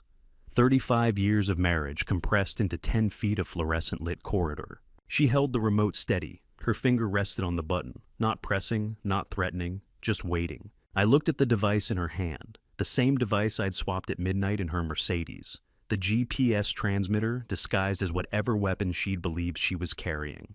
She didn't know it was fake. She truly believed she held leverage, which meant I could control exactly how long this standoff lasted. Yes, what does that button do? I asked. Cora smiled. It wasn't warm. It was the smile of someone showing their cards because they thought the game was already won. Failsafe, she said. Data wipe. 1 button and every file on those servers is overwritten 40 times. Unrecoverable. Every piece of evidence you just copied becomes meaningless because the source is gone. You destroy Orion, I said. $20 million. Years of work. I'd destroy the evidence, Cora corrected. The money's already in escrow. The buyer gets nothing, but neither does the FBI. And without evidence, you're just a man who broke into his wife's office building and made wild accusations. Brock shifted his weight. I felt him calculating the distance, whether he could reach her before she pressed the button. Don't, I said quietly without looking at him. He stayed still. The sirens were closer now, maybe 60 seconds. Give me the drive, Cora said. The encrypted drive you're carrying. Give it to me and I'll let you both walk out before the FBI arrives. You disappear. I tell them it was a false alarm. Everyone goes home. You'd let us go, I said, not a question, a statement of disbelief. I'd let you run, Cora said, which is more than you deserve. But I'm pragmatic. The drive for your freedom, that's the deal. I looked at my wife, this woman I'd loved, this stranger I'd married. Why did you keep all those tapes? I asked. 35 years of surveillance. Why not delete them? Why risk having that evidence exist? Cora's expression didn't change, but something in her eyes shifted, just slightly. Because I said I would destroy you, she said. And I needed proof I kept my word. Proof for who? For myself, Cora said. 36 years ago, I had 6 years of work stolen from me. 6 years of my life erased like it never mattered. I promised myself I would never be powerless like that again. I promised I would build something they couldn't take. And I promised that anyone who tried to stop me would regret it. The HVAC system shut off. Complete silence. Just our breathing. Just the distant sirens getting closer. It's so you kept recordings of everything, I said, as proof you were keeping your promise to yourself. Yes. Even though those recordings are now proof against you, I said. Evidence of conspiracy, of fraud, of attempted murder. You kept proof of your own crimes because you needed to prove to yourself that you'd succeeded. Cora's hand tightened on the remote. Give me the drive, she repeated. No, I said. Then I pressed the button. Go ahead. We looked at each other. The silence stretched. Cora's finger moved toward the button, not pressing, hovering. You won't, I said again. Why not? Because you spent 10 years building Orion, I said. You're not going to destroy it over one drive. You're going to negotiate. You're going to offer me something else, something you think I want more than evidence. Cora lowered the remote slightly, not putting it away, just lowering it.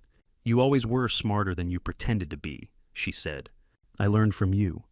The sirens were loud now, maybe 30 seconds away. What do you want? Cora asked. It's the truth, I said, just once. The truth. About what? About us, I said. 35 years. Was any of it real? Cora looked at me for a long moment. The first year was real, she said finally. Maybe the first 2. After that it was comfortable, and comfortable is close enough to real that most people never know the difference. I felt something break inside my chest, not my heart, something deeper, the foundation I'd built my life on. Close enough, I repeated. It's more than most people get, Cora said. Something crossed her face that I'd seen only once before, the night Brock left for college, standing in the driveway watching his car disappear. Something she'd buried quickly then, and buried even faster now. 35 years, and I'd never seen my wife cry until now. Tears ran down her face. Not sobs, not drama, just tears. Silent, almost invisible in the fluorescent light. I'm sorry, she said.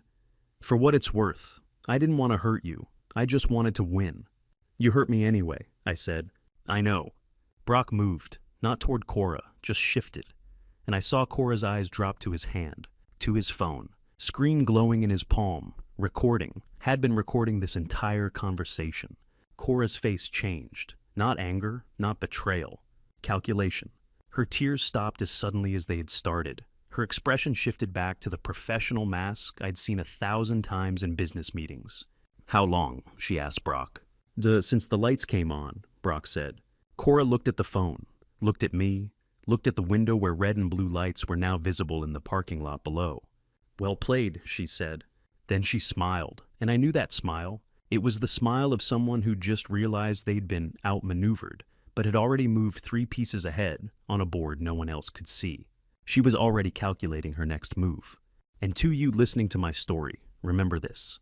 I spent 35 years believing I knew the person sleeping beside me. I ignored the quiet signs, the small inconsistencies, because I wanted to believe in the life we'd built together. Don't make my mistake. When something feels wrong, trust that instinct. Family betrayal doesn't announce itself with warning signs, it hides in the ordinary moments you choose not to question. The hardest lesson wasn't about the family betrayal itself, it was about what came after. I could have spent years consumed by anger, tracking Cora's every detail, reliving her lies.